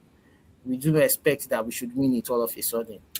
We played a team that went to the 2022 semi-finals in the World Cup. No be beans. So we should respect them. Know that they've been at this for a very long time. Even though we had people say the ref did not have advantage in that game, but there's something about momentum. Once they start dropping your momentum, you start wondering, okay, should I do the next thing? This guy is going to blow the next game. He's going to blow. So you start doubting yourself. So that's what happened yesterday. It was annoying, but at the same time, we'll learn from it. And that's why, if you notice, he said he was going to defend, and indeed he defended because he knew the pressure from the team. And people were like, "Oh, you have players, you should substitute them." You don't want to bring in Akis Omiro in this kind of game. You cannot bring in Akis Omiro. You cannot bring in Nati. Yeah, what I expected him to have done, like me, I would have played towards, especially because there was a time in the second half, Morocco dropped tempo. So that's why I felt he would have brought in Chukwueze to pin what's his name, Hakimi back. If you watch the game against Fulham against Man City, at the 60th minute they brought in Chukwueze, and Chukwueze kept on causing trouble for what's his name, this guy in the right back, and he could not move again. He just pinned him at the back. The defense could not come out again. Because then they had what's his name? They had their number 9 kept making sure that the center back stayed back. So I think that's what we would have done. Would have moved Chukwueze left, Lookman right, and Osimhen just a point man. Keep throwing in the ball.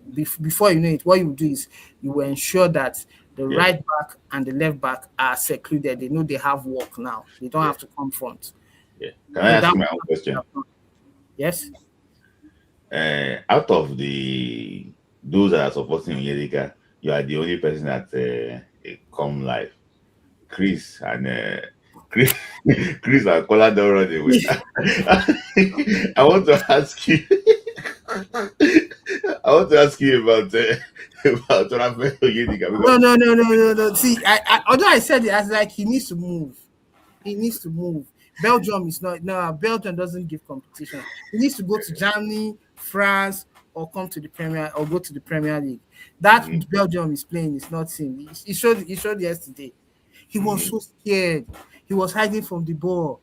If they cover the eye of our defender in the first 10 minutes, you go know who they play for championship. Yeah.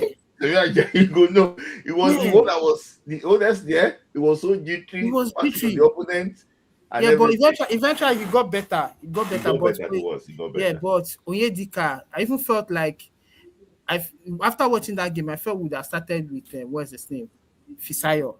Fisayo is good. He can play. I know at Lazio, he plays double pivot. He plays as the second DM, the one that goes back and front. So I felt it would have been better for us to even play Fisayo there, because our game against Uganda, people were saying Onyedika was doing well, but it was because Fisayo was there.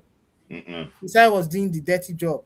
So I feel like we would have played like during the second half, we would have taken out Onyedika, bring in Fisayo. Then towards the 60th or 70th minute, because they dropped the tempo. If you notice, we started controlling, we started passing the ball, we reduced the tempo of the game. We would have just put Chukwueze. Chukwueze would have done something crazy, even though he loses the ball. At least we have Lukman that can come back and help with the midfield. So that's what I felt would have done, and just let Osimhen stay up front and just. So now I want to ask you a question now before I let you go, Uche. Do you think that the managers that don't trust Rafael Onyedika, they were right? Like 100%, they were right. Like I can see why they even want more midfielders. Nah. Yeah. I see some. Ombweri is right now. Yeah, very, very right. I see some people. Some people keep saying. Some people are trying to save face. Like, oh, Onyedika did well. I'm like, no. No, he didn't. Onyedika did not do well. He didn't do well. I hope they are going to keep. They are giving this guy like 4 years. So they're giving him 2 years. 2 years till 2 years in the next AFCON. So I think it's going like a $70,000 dollars per month. And for me, I just think that the new contracts, I'm saying it now, I'm not hearing any information. The new contract should involve him trying to help each players under 8 teams. It's okay because I think he needs to, because and I will say this thing here now. There's some players that he recommended that the last one coach should look into, but that was waived apart because of interest. Yes, okay. This guy is not. I like this player. He's not good yet for Super Eagles. Can he play on 20? No, but one more thing. Don't you feel like with the way these guys Ogumodede and Ilechukwu have stayed with him, that they should give them the job to handle under 20 or under 17? Ogumodede to be the chief coach of under 23, good. Then Elisha to be the advisor, better. But Ilechukwu is not doing anything in the Super Eagles. He's not doing anything in Super Eagles. Really? It's not doing anything. It's not. I don't see. He doesn't talk to. The only thing is that I don't want to be totally disrespectful, but it is like a big system. Yeah, because I noticed Ogumodede. What I saw, is that I think he's helping the physical trainer. I think it's more helping the physical trainer. It's like with the physical trainer more. I think it's Ogumodede that is talking about gel along with the distance trainer. So I don't think Ombweri, not be me, talk about I just see him with some random objects, trying to arrange it and set it up. Ombweri, you talk about not be me. So for me, I don't think it's that involved. So if they want to give somebody a job, I think it should be Ogumodede. I think it's more. But Ilechukwu can support Ogumodede, like they are friends, right? So they can support each other. So because I think the best thing for them is to just handle Shan. Because they also need to work with these younger guys. The FIFA president asked them to cancel Shan, so they will cancel Shan very soon now. Because the Shan is profitless. There's no money. It's just waste of time. So they want to cancel Chan. So I don't think I think Ogumodede can do well at 23 if he actually got the advice of Eric. If they can work there with Eric Shell. On 17, I think we need Olumide of Beyond Limits. Beyond Limits, okay. Yes, but he can do the job, but can he handle the politics? That is my fear. Yeah, because we need since we are playing this system, the system needs to go down to the under 17, under 20, so as it will be plug and play. It will plug and play, it will plug and play. I know that it can actually work. It can do that. I just hope that the NFF have the right plan to get. Say anybody that we ask for money, NFF will not employ him. So NFF will be happy to employ Ogunwade and they should go. Thank you, Uche. Thank you. I think Uche was clear that Onyedika did not do well. It's not as if we hate him here. It's just that we have to be clear about what he did. So, and okay, before I actually go, who should replace Kevin Bassey? Who should replace Kevin Bassey in the next match? Yeah. I'll read. I was here. No. Igor. Who? Igor is the one that is deputy to Ajayi. Yeah, but Igor knows how to pass. Awazim doesn't. Okay. Yeah, so we need one. Who is better left footer there? Because okay, let's see. You don't have option. That's why they have to go and get that boy Felix Doka. Yeah. What about Shebi? This guy is going to get his citizen next month. Yeah, he's going to get his next month, but there's been underground working on Aona. I hope that he works well. That's why I know that person. I know one here. That guy having Aona in that game. And he can play. He can play as a defensive midfielder. That is one thing you have to energy, everything. So, thank you, Uche, for your time. Thank you. Yeah. So as Uche, a regular contributor, she was there. So I have one more next, but I can see that I have one more and I just best. So I'm just going to bring Sport Grinder, Seal, and Denny once. Then we wrap it up. So after I'm just going to bring all of you once. Then we wrap it up. And Sport Grinder too. Are you going? Wait, don't go. Don't go. So I'll bring you after Idoto and Umbre. So let me hear you from you, Ovi. Yeah, thank you very much, Smith. Yeah. I'm sure you can hear me clearly, right? Yeah, I can hear you clearly. Yes, thank you very much. Yes, I've looked at the analysis and good words from Uche, Kunle, and Sheung. They give very good points. So let me even start with in terms of the tactics and the formation. If you look at our game we played against was it DR Congo when we played them 1-1, and you see the Congolese, they were actually pressing on the Super Eagles, even right from the midfield. They didn't give us time to dwell on the ball. And you can see that in that game, Eric Schell actually tried to tweak his formation by saying, okay, let's go wide, by bringing in the players.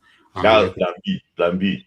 Yes, plan B, by bringing in Ejuke into that game and Moses Simon. But if you see, and then he brought in a tall striker in the person of Aroko Dari so that he can take an advantage of the aerial balls in that game. But things did not finally work out, and then we went into penalty, and then we lost that particular game.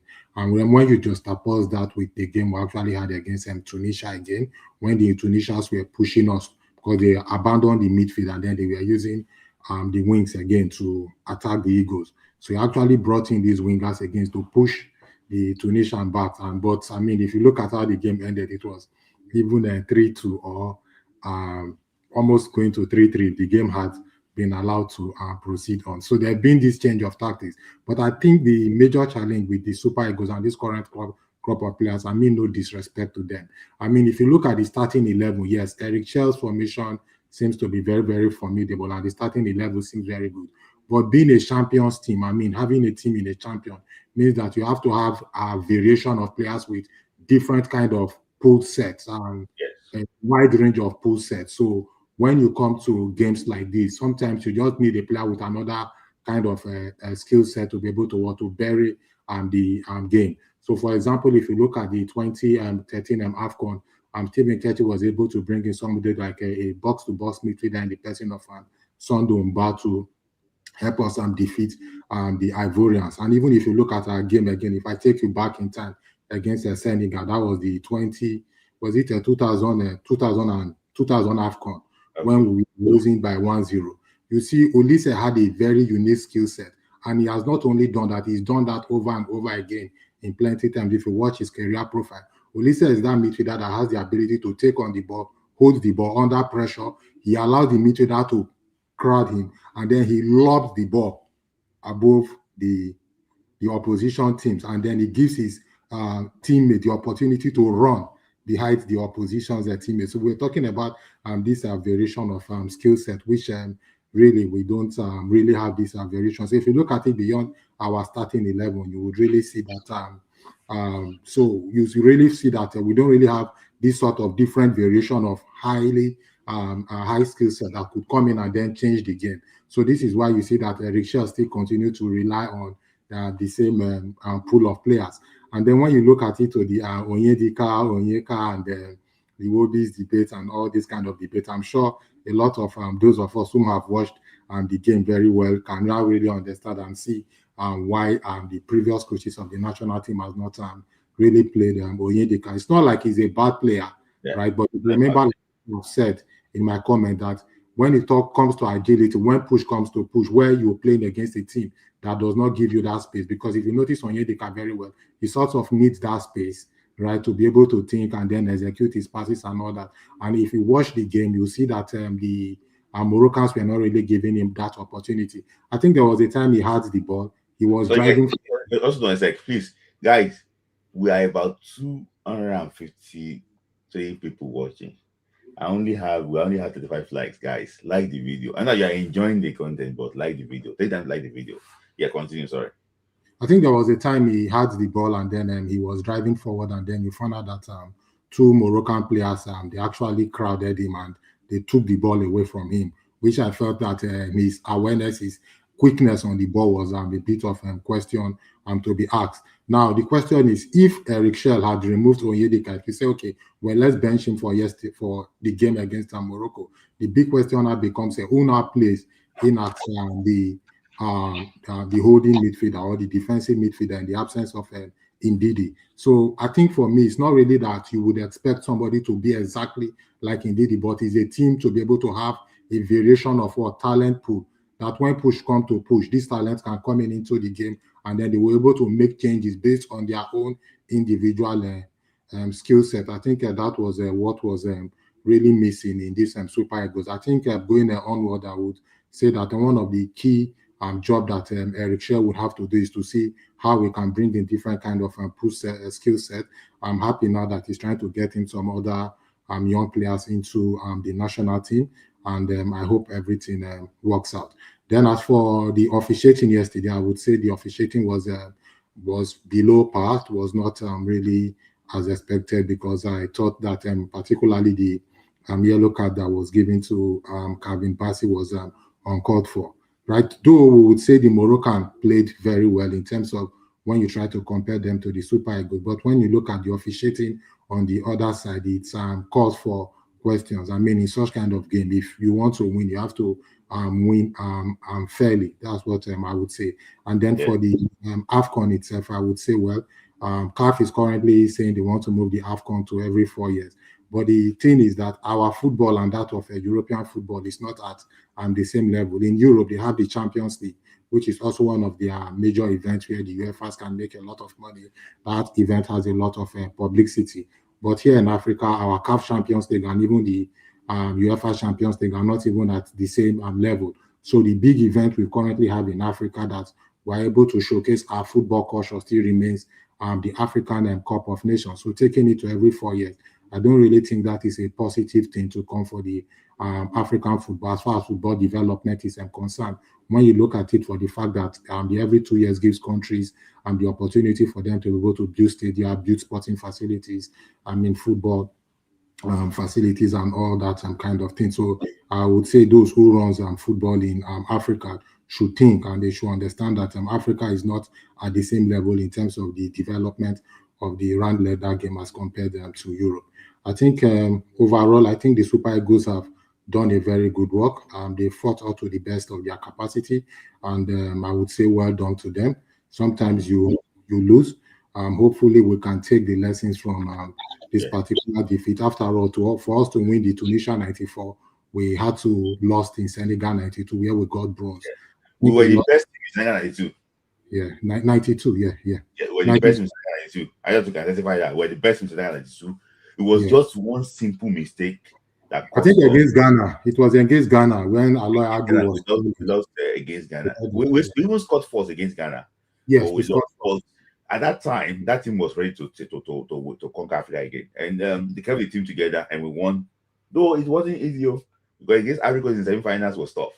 Yes. If you look at the game against Ivory Coast, and this is what I was talking about, Osimhen, the the mentality of those older players and today, you have to understand that they're not the same. Those guys can play 120 minutes and still go and play 5-5 penalty. If you watch our penalty, the one we played yesterday, and those that played the penalty for us in the previous AFCON, that was in 20, what was it? The one that the person took us to 2023. You will see that the 5 penalty takers, where are they? Are they in this current squad of the Super Eagles? No. Murphy, Almero, Aina, who again?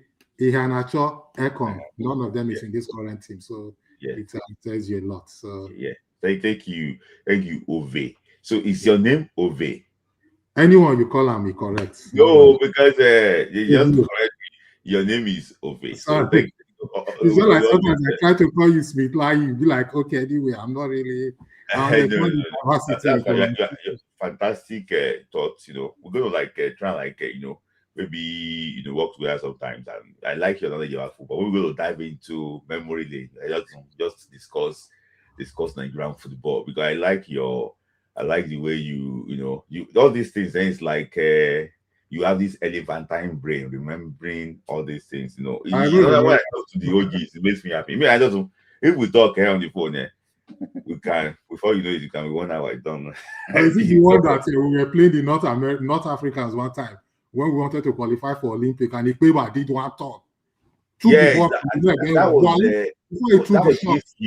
and Olise raised up his hand like, come on, yes. That was against if you look at it, so you need all those Taiwo. You need those kind of players For me, players that will tell you that this pitch, no worry, we will change the game. Look at Okosha's second goal against Cameroon in 2009 AFCON. You need just want to. Thank you, Ove, for your hands. God bless you. Thank you. So he's a Umberi and others next. But first guy, you are next. Are you ready, sport guy? You are next after them. Yeah, next after them. Okay. Sport guy, Evan D and C. We just come together, wrap it up. So don't call us again. But I really want to hear from Evan D, because Evan D is the inside source. Knows So let me just say this quickly. Ade Yinka, thank you for your support. I think I also say that let's forget that no Benjamin, no Olain, no Fenisagu, the team will get better. Let's give them a good welcome back when they return. They will not give them a welcome back. They will not give them good welcome back. Let's be honest ourselves. They will not give them, if there's no political interest here, they will not give them good welcome back, because they believe that they just paid I think they just paid their last bonus from last AFCON. So they will not give them, I don't know, welcome back. They will not want to go and promise different thing again. Spoken, I said that we must have a standing on 23, on 20. I'm not worried for that 17, as it's a yearly event. So we will always have a 17 team every time. For me, I think I disagree. I would rather prefer to have under 17. See, under 17 is the foundation of our football. I like under 22, but under 17 is where we get it. If this Osimhen came from under 17, Osimhen didn't do well in under 20 now. If you were to judge Osimhen based on under 20, it won't be where he is. That under 17. Even for me, I knew Mikel from Finland 2003. So this under 17 is just too important for Nigeria. Because now that 20, I don't know too much about it. But I know that Spoken is going to come on and say, and explain what that was meant, so that we can discuss. So yeah, I have very quickly then I have better scholars. So guys, just bear with me. I know that I will be very fast. Just so I have very I quickly. Yeah, let me hear from you quickly, so that. Oh, okay. Good evening, everybody. Yes. Good evening. I want to use this opportunity. Prophecy did not come to pass.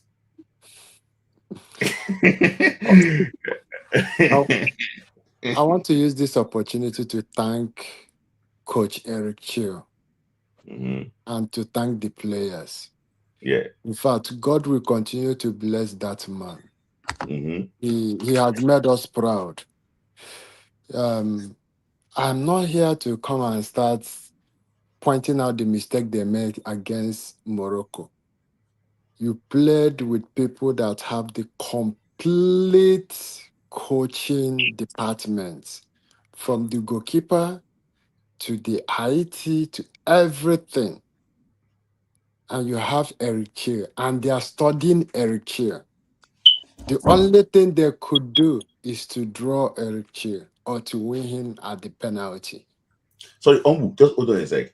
What I heard is that they have 3 set piece coaches. Jesus Christ. Smith. We don't have any. In fact, Morocco supposed to be ashamed of themselves. Yes. Morocco supposed to Better be. players. Now, I'm now understanding what Eric Hill said during the interview he had with our great mathematician. Mm-hmm. He said the only person he gave the video to watch was Ndidi. Mm-hmm. And yes, if we are paying attention, you will see. And Ndidi not playing this match really affected us. Now, and let's be honest, people fighting against Lukman, not my brother. Morocco was afraid of us. Go back and watch the game. Morocco was afraid of Nigeria. They couldn't play what they played against Morocco and Cameroon. And we were very, very careful. If you disagree with me, what I want you to do, go back and watch the game again. You don't have Benjamin Frederick. You don't have Olaina. But look at how this man helped to manage. Now, whenever I'm talking to Onyedika, some people will misunderstand me. Say that you don't like him. Yes, it's not all about I don't like him. I look people inside. In fact, the way I was talking to Onyedika is the way I was talking to Bruno, but Bruno surprised me. I was shocked. The game against Morocco, Algeria, Bruno surprised me. I owed apology to Bruno. He surprised me in the sense that Diaz, almighty Diaz, couldn't play. Instead, they removed him. Mm-hmm. That's why when people say, the coach is supposed to do like this, who is the coach bringing in? Nobody. Look at the players that we are coming to this year. How many of them are playing 90 minutes in their clubs? Let's see. We need to thank Eric Hill, the way he disciplined those players. We need to thank him. He's a God sent to Nigeria. So anybody that because suppose if I say some of them are, in fact, there are so many people I've already blocked on my Instagram because you don't need to, why you in all your life you have never played 4-0 before for a long time. You have never played 3-0, 5-1, 3-1, I just want to ask 2-0. them the question, Omweri. When last Nigeria win 4-0 in a For knockout where? stage? For where?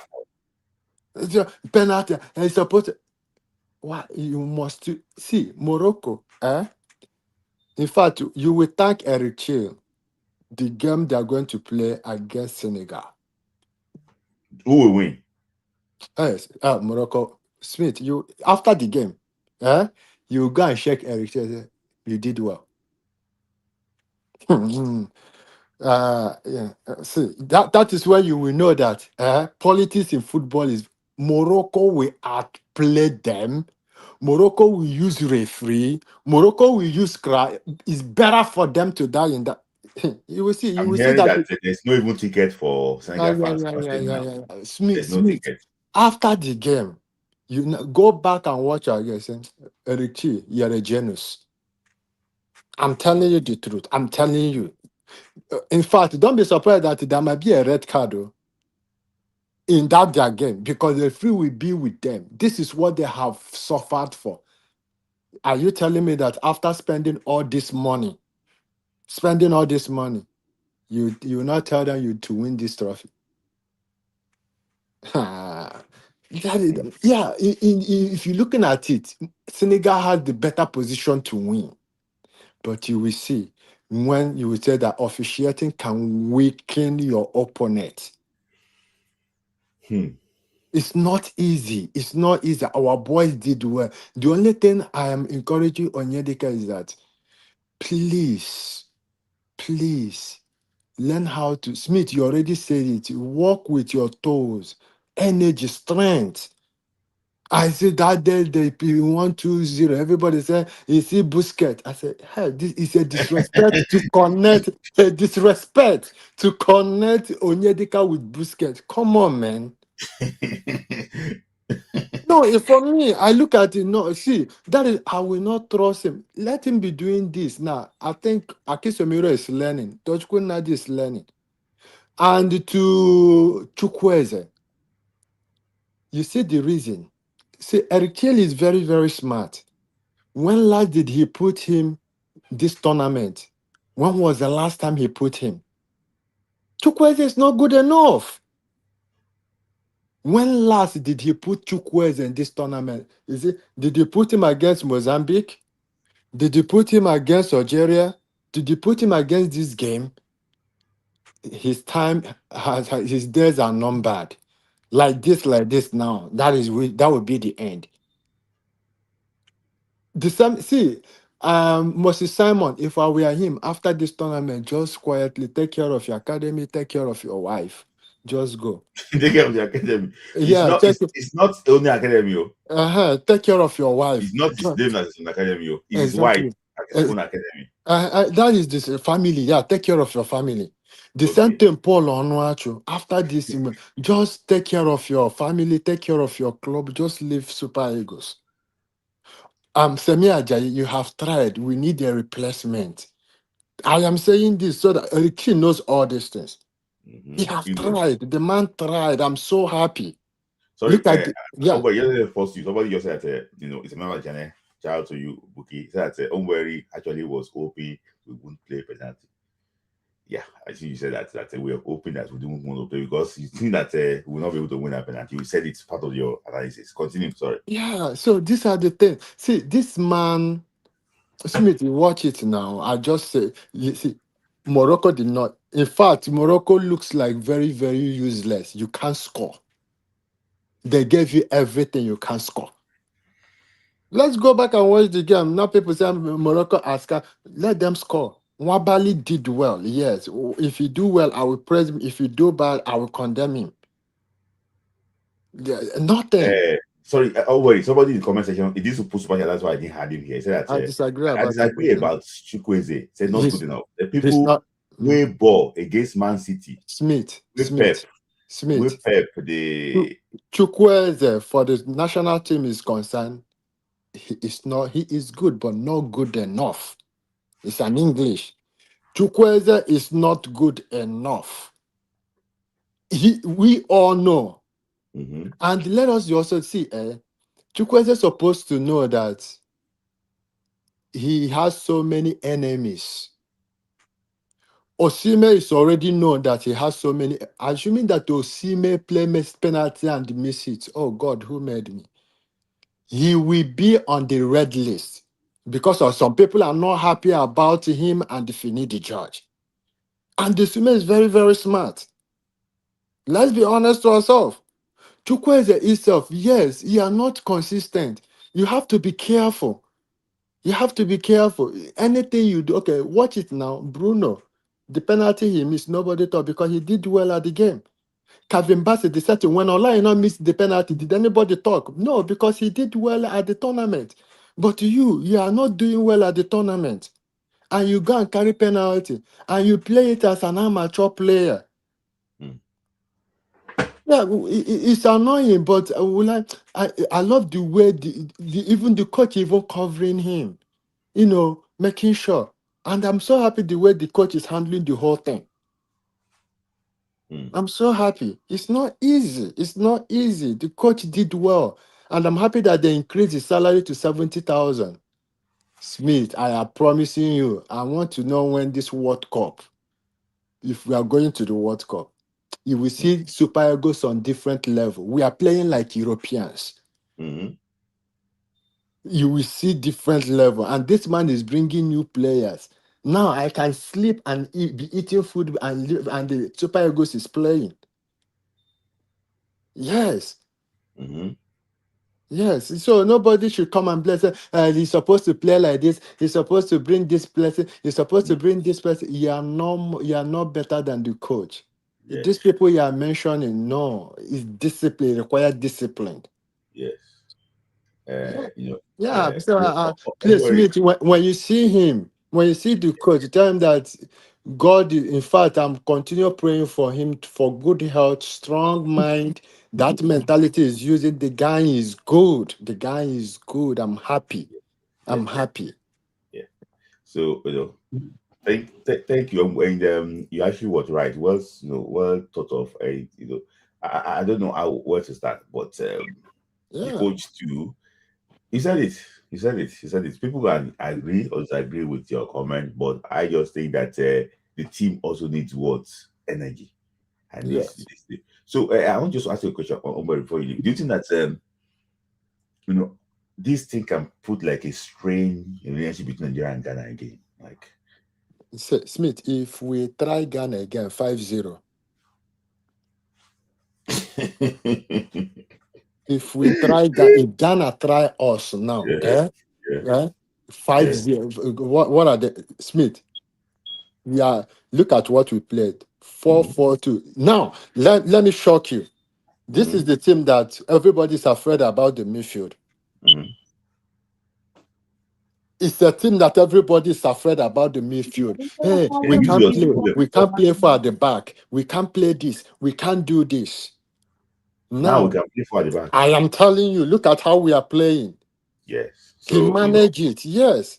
So the referee, I think they have blocked his Instagram account. yeah. That's okay. I don't have a problem. And Nigeria, if we want to win the AFCON, host the AFCON. Yes. Host it. But Yes. is it how you going to host the AFCON when you see how some people say I'm doing kidnapping job? I mean, you I, go I, I, because I, and I know that, look at it now. I know that immediately we lost. What's him? Gusau will go to the mosque. I said, Hala, Koba, Hala, please. They want to remove me from my office. We have lost. no, I'm telling you, they want to remove me from because the election is coming. Hala, please. They want to remove me. I God don't will. think I don't think it can get to that. See, the issue is this. What just makes me so sad is that Ibrahim Guzo did not protest the Ghanaian referee because he's the president of Wafubi. Mm-hmm. So he didn't want to say, okay, well, the president of Wafubi is the one that is against the referee from Wafubi. But the Ghanaian referee did not do well at all. He did cover himself with glory. But Ombori, thank you for your thought. I also Yes. have a very soon. Ombori, very smooth talk quickly. So I got to your thoughts. So I think we'll bring everybody on so that and maybe everybody is ready. So we just want to bring everybody on. So that okay, I just want to let me hear your thoughts. Yeah, thank you very much for having me, Smith. Like, hello everyone.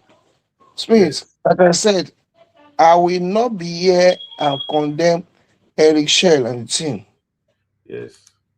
This team played very well. Yes. I didn't give them any chance. When you are ready, But for grinder, because we didn't give them any chance. But look at what you they still did. enjoy yourself. You asked Because the question, when mm-hmm. was the last time we won 4-0 at AFCON? Mm-hmm. Everybody, if I get myself right, I think it was first match against Gabon. 94, I won No, we beat 3-0. Africa 4-0 in 2004. but the 2004. issue is that 4-0 in a knockout game. I don't In the think I know. knockout game. Now what I'm trying to say is this. Mali. Okay, Mali was how many? 4-1, Abi? 4-1. Where? When? 2013. Okay, 2013. Semi-final. Semi-final. So what I'm trying to say is this. Bismillah. Okay. Yes. We say it here. Chukwueze needs to grow up. When all of you were saying, AC Milan doesn't like Chukwueze, Milan doesn't like him. What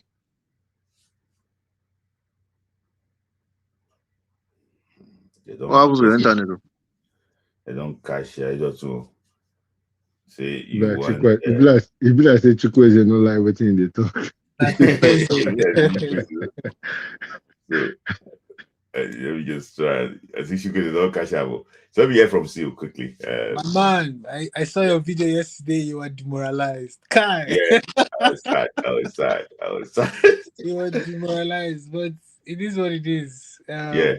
We kept warning about Yedika. I don't know why people were just when I watched his game against Arsenal. yes, he was Arsenal. I was like, this guy he does not fit into Eric Shell's system. There's something that Chukwueze said, and in jokes that people make, you can sort of there's a truth to it, right? So when he was joking, he was like, and he was mimicking Eric Shell. He was like, "Oh, you must have aggressivity." Those two things in Onyedika's he lacks aggressivity, and he does not have the engine to do what Ndidi does.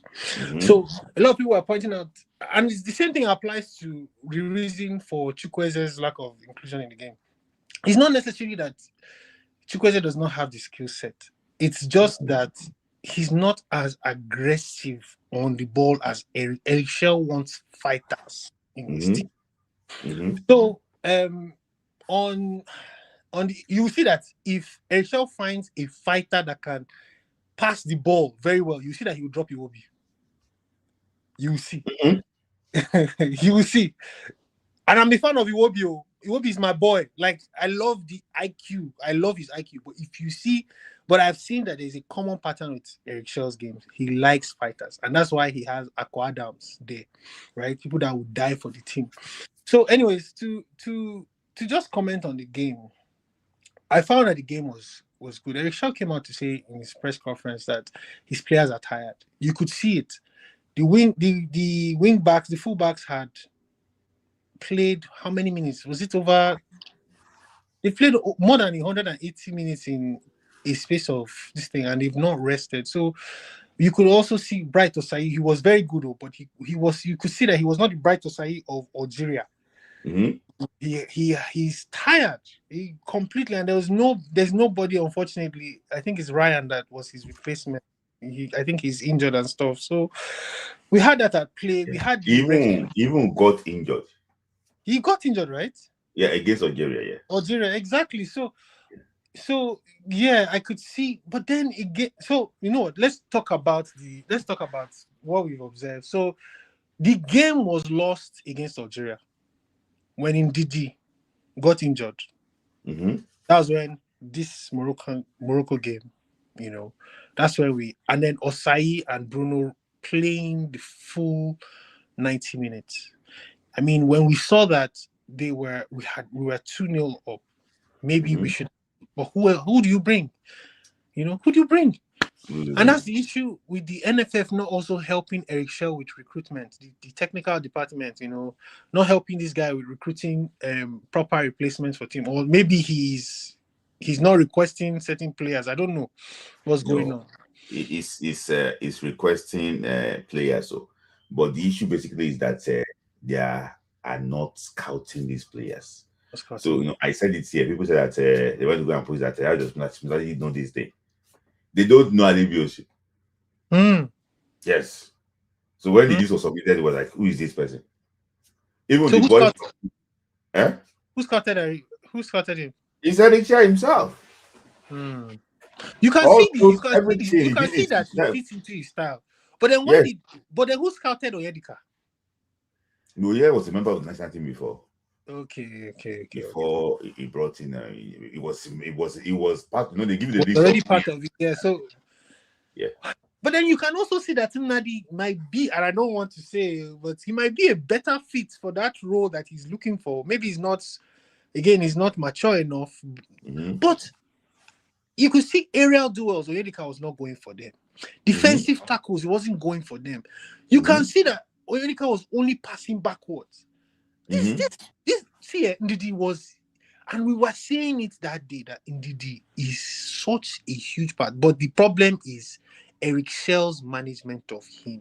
You cannot expect a 30-something-year-old to play 90 minutes back. No, he's not 30. He's not 30. I don't think he's 30. What age?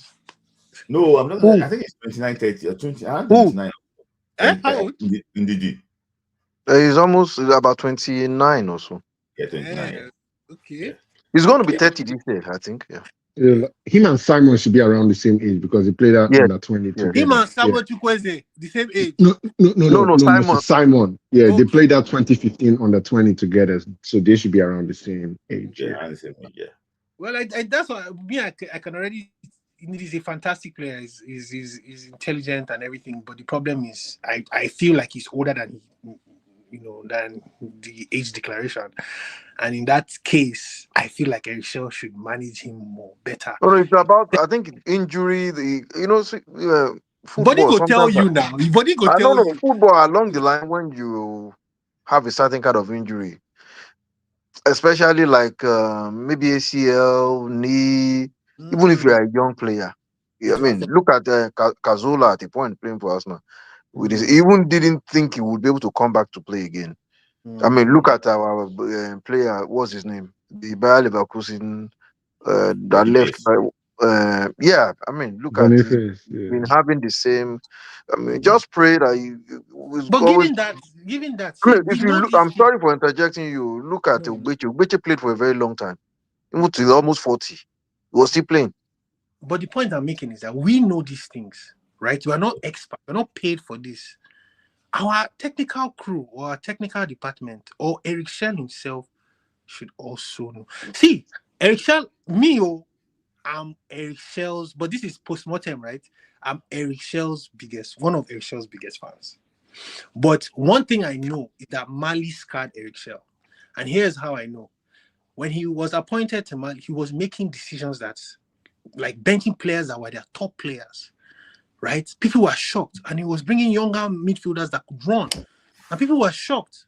But it led them to where they were.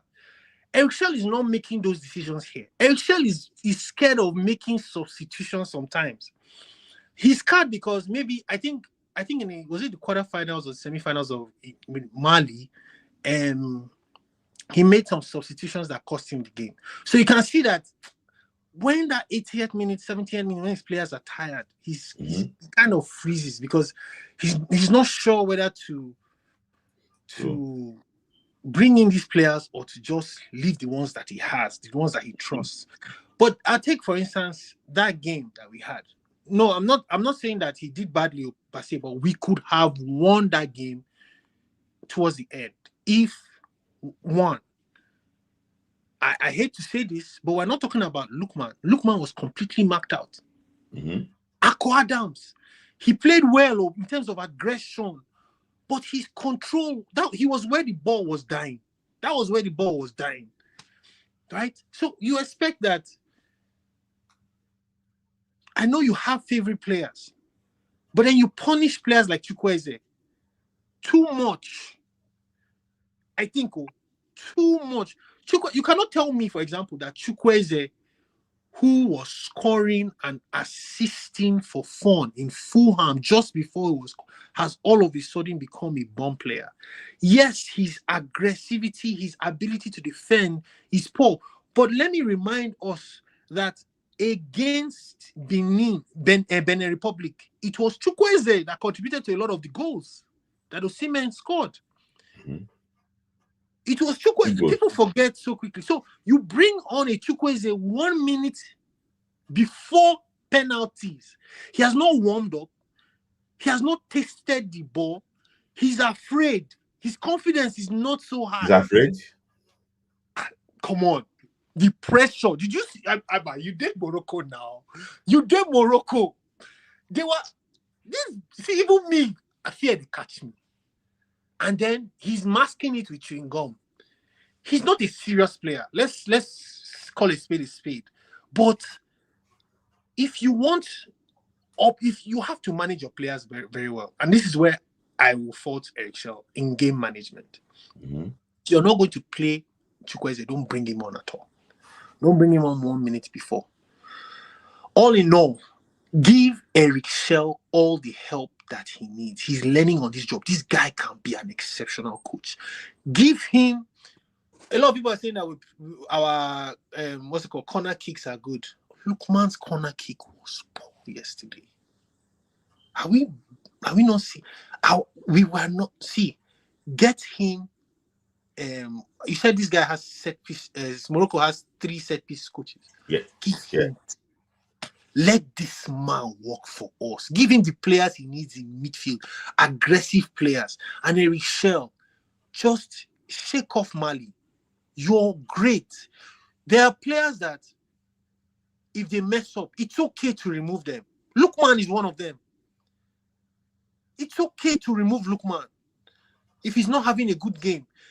Look at Egypt, for example. Egypt messed up their chances by playing Mo Salah to glory. There were times when Mo Salah was tired. Remove him. Algeria removed Mahrez 60th minute. Yeah. And these are legends. Anyways, my brother, let me stop here. Oh, yeah. It happens. I'm proud of the boys. Our coach is exceptional. I pray they support this guy. Yeah. And you know, I'm happy about what I'm seeing. Okay. Yeah. Thank you for that, Sil. Thank you. That's very good. Sorry for you have to wait for so long. So that is Sil. I'm going to be just going to end you guys. Let me just say something what he said before I go to MD. See about scouting. When I saw a graph on scouting, was watching people playing a Go project, you know. Is who are you scouting for? The issue is about this scouting is that if you ask NFL to scout for you, they will go and give you their own player. At least the player they scout. So, you know, there's a lot of things, you know, involved in this scouting. So that's the reason why I just think that if the coach sees the player where you want, that is. The NFL now they have set up a diaspora committee of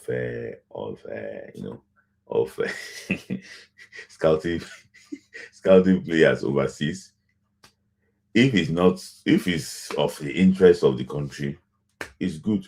But I just think that if it's scouting, it has to be genuine scouting. The coach must actually know what he wants and get it directly. He told them about a few players. They are still not communicating with the player, which I know one of them. But I wish him the best. Evan D, your thoughts?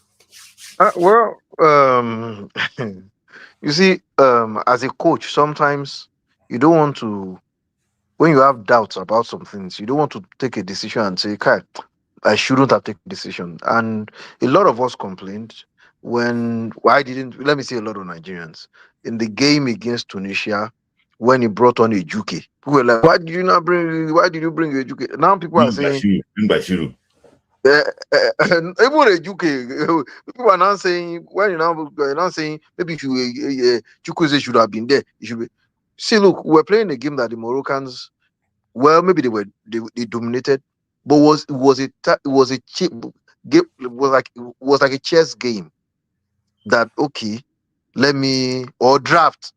You know, where you say, okay, let me give him this side, because what they were doing was like, we will not allow Iwobi to play, Iwobi and Lookman, because these guys are and they knew that Akko didn't really have that 1v1, maybe not so good, not like Lookman. So whenever, what's his name? When we start building from the rear, whenever we go to the left, maybe what's our left back's name again? Bruno. Bruno, their right back, Hakimi, comes close. And there's another player in the middle that blocks that passing lane so that the ball will not come to Lookman.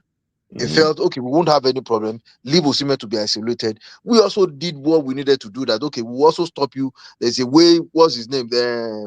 Brahim Diaz. This guy is also there. So it was a game of chess. It just needed, like, the brilliance of the players in the mode of, let's say, Ronaldinho, Kanu, Okocha, which we didn't have. So going forward, I feel like it's just 1 year with the coach.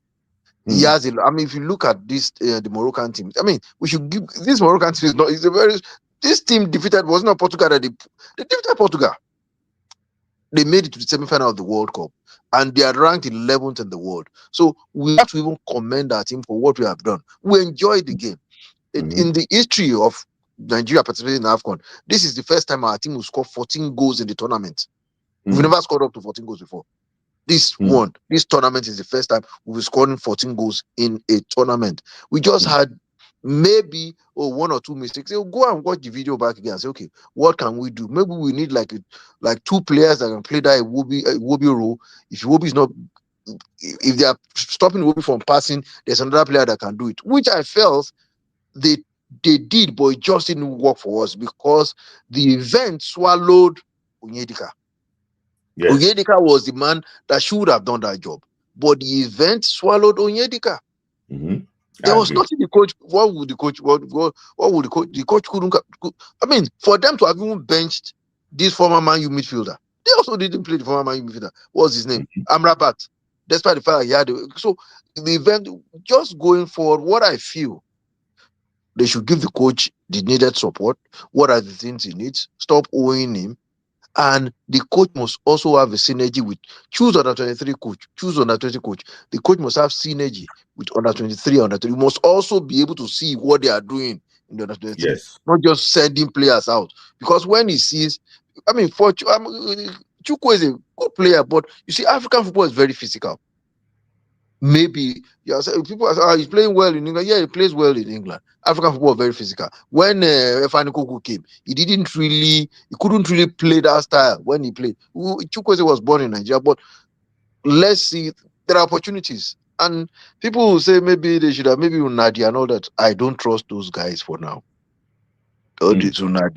See here, we were the one shouting, let him play Onyedika, let him play Onyedika. The coach that has not been playing, he knows what is now. They play Onyedika. Everybody now say, so allow the coach. He's seeing them in training, and he said, and people are saying, why would we allow this person to go and play penalty? I listened to Asamajian. He said the day before, he had an interview yesterday. He said the day before that game against Uruguay, he played 20 in their training.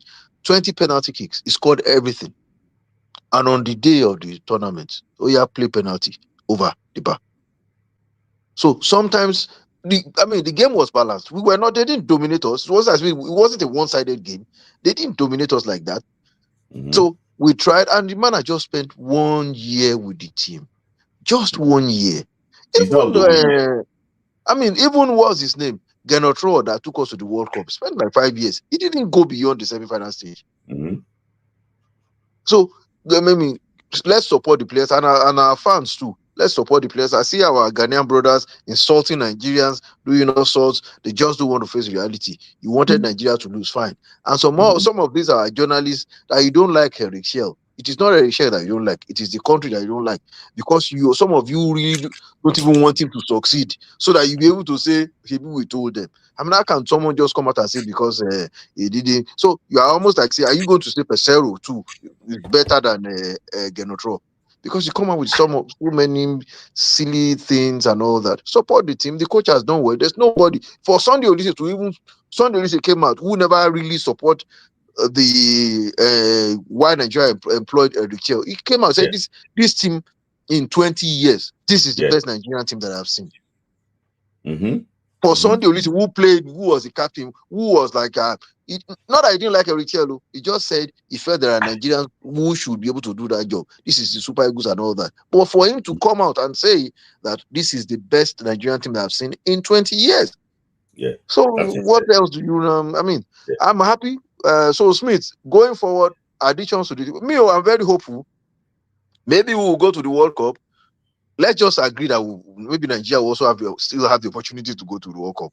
What additions? I'll just need that question to everyone here. What additions do you think we need in this team? Who are the players I think we need in this team? And I know some players will be retiring. What additions? It's a post-mortem of what has happened in the tournament. If we go to the World Cup, if this thing for Nigeria, some people come out of retirement though. I don't think so, but I know it's a post-mortem. So what additions, if you look at the team, because for me, there was something I said that when we were playing well, I said for me, it was even before the Algerian game, that let's take this thing it's like a debate. If you have done debate while in school, you see, or this rap battle, you look at the deficiency that you have, you now start thinking, okay, if I'm playing 4-4-2 diamond, what is the best way for teams to nullify the threat of 4-4-2 Diamond. Now, if this team is nullifying me this way, where will I? What is the counter? This thing that I'll do. That was my own. I was like, look at it like a debate. It's like you saying, okay, the motion you are the one proposing or opposing. Okay, what do you think? Just envisage. What do you think my opponent will want to do? You want to do this. I mean, I'll give an example. There was a game, Tottenham-Chelsea. Mourinho was the coach of Chelsea at the time. Tottenham had to bring on their central defender, their captain. He was very good in the air. They pushed him forward. Was a central defender. He was giving Chelsea the problem. Quickly, within some minutes, Mourinho asked Yarosik, stand up. Oh, yeah, go and nullify. This guy is giving us problem. Yarosik went on, and that was how they killed that thing. So if they were like the way the Moroccans now set up, they won't allow the pass to get to Lookman. They will also limit Iwobi's because Iwobi was what I gave Lookman the pass. That first shot was Iwobi that gave him that pass. If they're going to limit us that way, what other things can we do? But the coach can say, okay, these are the things that I can do. But do I have the players on the bench that can do it? That's another question. And So let me thank you. bow. Thank you so much. Thank you, please. Yeah. Ewondi, I always like to actually hear from Ewondi. So, I'd love to actually ask him one particular question. I'm going to talk to him maybe probably later about Morocco wanting us to come back again next year to come and do okay, Ewondi. So to come and do this AFCON again. So Sport Grinder, I know that you already asked a question about you already asked a question about under 20. You can take it from anywhere you want to contribute it, and this time we have to be waiting. You have done so many things with the CM for background. You have been moving from different angles to the other. Yeah. Trying to take care of my daughter, man. I put her to someone and all that. I know. Yeah. Make this one sharp. So anyway, so let me start from that under 17. I'm like, so what I posted was we should always have an under 20 and under 30, 23 team. Under 17, because of how the timetable is now, we are forced to at least have a team for 4 months. At least at the barest minimum, we must have a team every year for at least 3 or 4 months. Because they're gonna have it this year. They're gonna have another Wafubi this year. Next year there's gonna be another Wafubi. So no how, we're always gonna have a team every year. So if we plan well, we shouldn't even be shooting too much for the World Cup. If you plan well and say, okay, let us pick correct talents. Even if you want to put Mago inside there, just do 70% original talent, 30% for agent bidders, highest bidders, whatever. If every year you can be having 3 to 4 players that you're able to export to Europe, European academies or European sides, that is a big win for us. Like I'm very happy with what FIFA is doing in terms of under 17 football. A lot of countries that didn't have any hope of having players, they'll be having players now. From this past year, 2025, I am hopeful that the captain of that team that went to Wafubi and that left winger, the guy that was very good. He has an English and Yoruba mixed name together. He was a very, very good left winger. I hope those guys are able to make it, to football. And, if we can still keep having talents like that. But I would say someone that has the idea that is under Shell, he's one of his assistants, should be the under 20 coach. Why Shell should oversee the under 23 too, because if he oversees the under 23, that means he's going to be in charge of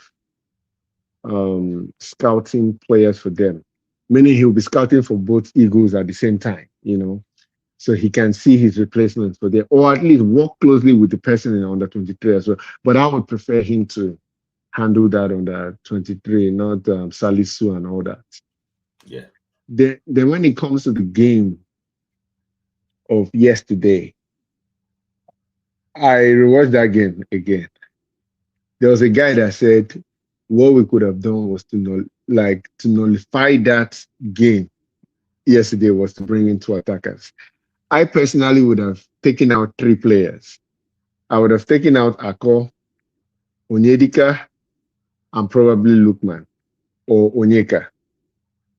I may have probably left Lukman because of his danger factor. I would have taken out Onyeka, Onyedika, and Ako, brought in Awazem, brought in Zaidu, and then brought in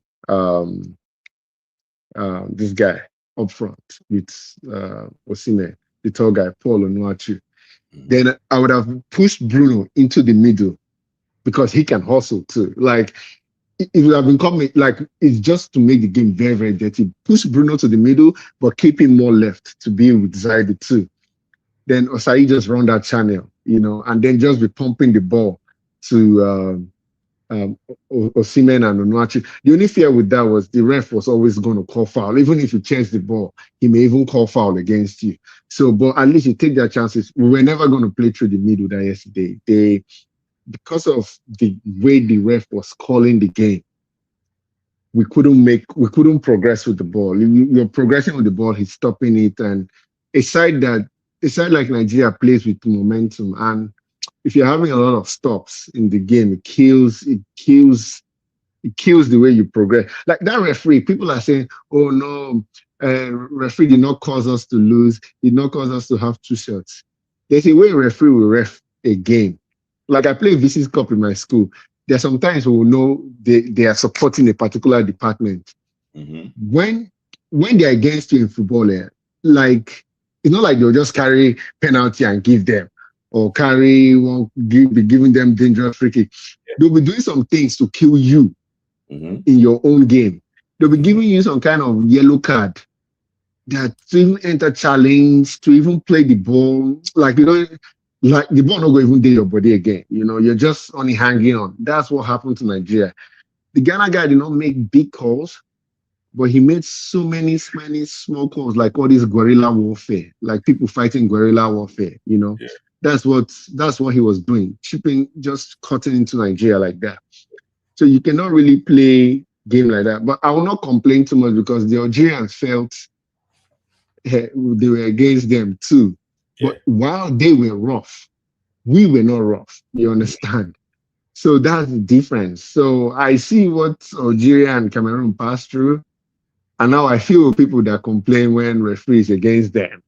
So the referee has been horrible. But also thought about a CAF vice president shouting that they didn't give them penalty. The Moroccan FHM is the current CAF vice president, first vice president. He was shouting, "Where's penalty?" You see, those Moroccans, they did so many things. Will they ban him the way they find Eto for shouting? Will they find Legja as well for doing that? They're not going to find him now. Opened anything. Like look at I don't know a more blatant yellow card than somebody kicks the ball. 2 things referees hate: as somebody hold the ball. Sometimes you watch a player, when he hold ball, he wants to smash it on the ground, but he will watch himself and just eat it with anger, because the moment you smash that ball, you're getting a yellow card. And when you kick the ball away in anger too, they hate that. But Ezazuli kicked the ball, no yellow card, no yellow. I'm like, what the hell is going on in this game? But it's gone. Henry said Senegal will lose tomorrow. I don't think Senegal will lose. That final, there's going to be more eyes on that game. Infantino will be in the pitch. He'll be in the stadium watching the game. You understand? So the referee will behave well. I don't think they're going to officiate how they officiated against Nigeria, against Senegal. And once the refereeing is neutral to a certain extent, a lot of Morocco's power will reduce, and Senegal will always attack you. So if Senegal's momentum is not stopped, I see them winning. That final. They'll likely, to me, they'll likely, even though one of their key parts in their side, Habib Diarra, is missing, Yeah. They have other players. They have Lamin Kamara that can come in and do well, and all that. Yeah. We just hope for a good But, final and also a good top place game against Egypt in yeah, Casablanca. yeah. I forget what these bronze is still. Just I hope he starts having players. I hope he puts in people that we've not seen, because that's what Amadou did in 2022, and that's how we started seeing Yakubu from Olympic. He had never played for Nigeria. Yes. But that was when he played and then he scored, That was how Yakubu kind of like introduced himself. Yes. Sorry, I think it will enter. But I want to ask you a question. Yeah. Do we have good midfield options? Like, because I've been looking at our midfield options, in Europe. Bro, I don't think we have anybody that can support, that can enter for NDD. I don't think so. I think he's looking for those not born, those that are probably actually what he has mentioned some players, because there was a player. So we will see. He's trying to bring some players in. For example, now Okoko will make his debut in March. So let's see. Okay. He's going to make his game like he's fully in for sure. Yeah, he's fully, no. He's fully. He's right. He's fully in. He's fully in. Okay, I go ping this out to see other players we will get. Yeah, because we need an Onazi like midfielder. Yeah, Onazi like midfielder. Will come and do a very good job too. The energy right there. Yeah. All right. Thank you, Spoganda. I know that you have. No, Wala. Right. Yeah. Spoganda. Yeah. I was sorry. Yeah. Sorry, I know that you've been waiting for so long. You keep on, but let me just say this, and I will make any. I was going to tell you that Yakubu made his debut in 2000. 2000, yes. Yeah. So, please, like I said, good game. A lot of us. Guys, we are almost 300 people watching this thing, and only 74 likes. I know that you guys forgot. Just like let's get to 100. Continue like that one. So, what am I trying to say? We are not in camp with them, so we don't know what we call a thing. Erichel wants to win the AFCON. I've always been saying, when a coach looks at the bench and is refusing to bring somebody in, that means he doesn't trust the player. That means he trusts the player. Yes. I asked people saying, he should have brought in Tosukunaji. He should have brought in Akamero. He sees these guys in training. Their time they will come. Their time will come. As far I've been saying, people think we hate some players, we don't hate them. I love Olympica. You know how much I've been fighting for you. But how come they always pick these midfield partners and they don't pick him? Is that partner, Jashari? We bought it Garbacho. It's not in Milan. Definitely, he needs to work on it. Maybe there's something is lacking. I've been saying it honestly, like Shukwe isn't played as if he just played under 17 yesterday.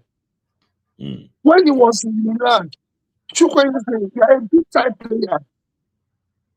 Shukwe is playing as if he's an under 8 player.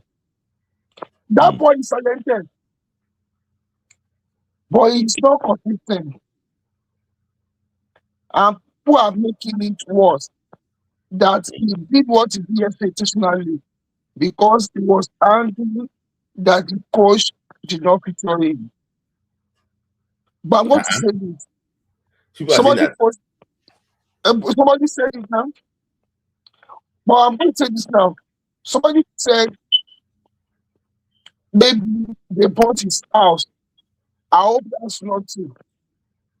I want to believe that's not true. And the people that have been specialized players calling him that evil boy, they should please. They are not analysts. We don't support that one. They are not analysts. So that's why I said nobody talk about them. They don't know anything. But going forward, I will advise Moses Simon to try and call it quits national team. I will advise him. It's bad for him to call it quits now when the information is loud. Because of time, I will say this now. My revelation of this AFCON for Nigeria is no other person than Bruno Onyemaechi. Bruno Onyemaechi. Yeah. I will not condemn any player, but those guys, Onyedika, Chukwueze, they should work on themselves. Yeah. But seriousness, if NFF want to see Wala, all their agents, let them fire Eric Shen. Yes. Even he said it on his own podcast that Eric Shen has won over. He took the West Ham 5 years. Yes. To get it right. He wants silver, bronze, and gold. Yeah. Let us give this young man a chance. I believe so. Give him the players he wants. Yeah. Do not use Super Eagles to market your player. Thank you for having me. Thank you, Edotun. Thank you for waiting. You know that the network went off slightly when you were talking, but thank you for the trust you have in us. You still came back. Thank you, Edotun. So, guys, thank you. We spent 2 hours, 3 hours. You know, we'll see our Friday Night Football Club, but maybe about that one will just be very short. Thank you, Buki, for your super chat. Remember, ST and the way to contribute. Thank you, Buki. And also, guys, please like the video before you actually would go. So, I actually would love the way we played against Algeria, but we need more players like Osayi and Bruno on the bench. We actually would have A+ actually, but winning to give every time. Okay, that's nice. We need bench. That's what I'm trying to say. And you also observe that keeping away Ngwabali's tower, that was so disgraceful. And the camera is like they can see them on the camera. That was so disgraceful. Picking the boys so well. Oh my days. So Carefree actually wants to do better. You can actually keep encroaching toward players view. That is bad. Morocco needs to work hard. Honestly, you know. And I'm hearing that I don't want them to host the next AFCON. You know, I prefer to go to Tanzania, Kenya, and Uganda to go and watch the AFCON, not Morocco. Guys, thank you for this review. Thank you. I was meant to come live yesterday, but because of I was not happy because the guys just decided to go to the final. And what was I going to say? Thank you guys for your time. Nigeria women national team will play their game in Casablanca, you know, in March. So I might probably just go and check on them and go and support them too, you know, in Casablanca, Morocco in March. So guys, thank you for your time. So I said that they can't actually Africa to go to the East Africa. No, because the issue, Uche, is because they are not ready. And when they're not ready like that, CAF will just move it to a different location. And Morocco is ready. Morocco is ready to actually to host it directly. They are ready. I prefer Ivory Coast to host it, but I just think that all these teams just want to host and win. For example, now Senegal, they wanted to host to 229, also 228. They want to also host and win. You know, everybody just wants to host and win. I don't know. No Cote d'Ivoire. Okay. People just want to host and win. That is my major problem. Guys, like the video before you go. Get 91 likes. Guys, like the video before we go. Thank you to do that. Supported me with super chat too. There's someone like let me start from Ushe, Kalo, Buki, Sport Grinder, Adeyinka, Zizojide, and Darut. Darut is Darut, James Boji, Olua, Winga, and also what Igbinovia. Thank you for always showing that love. Prefer Ivory Coast to Morocco. Yes, I think I prefer Ivory Coast to Morocco. Morocco will just do whatever they like. Well, guys, thank you for staying tuned today. We'll see you again tomorrow for Friday Night Football Club. Thank you. God bless you. God bless Nigeria. Watch out for the third place, game. AFCON Day 25. Only 2 days actually what left. Thank you. Thank you guys for your time.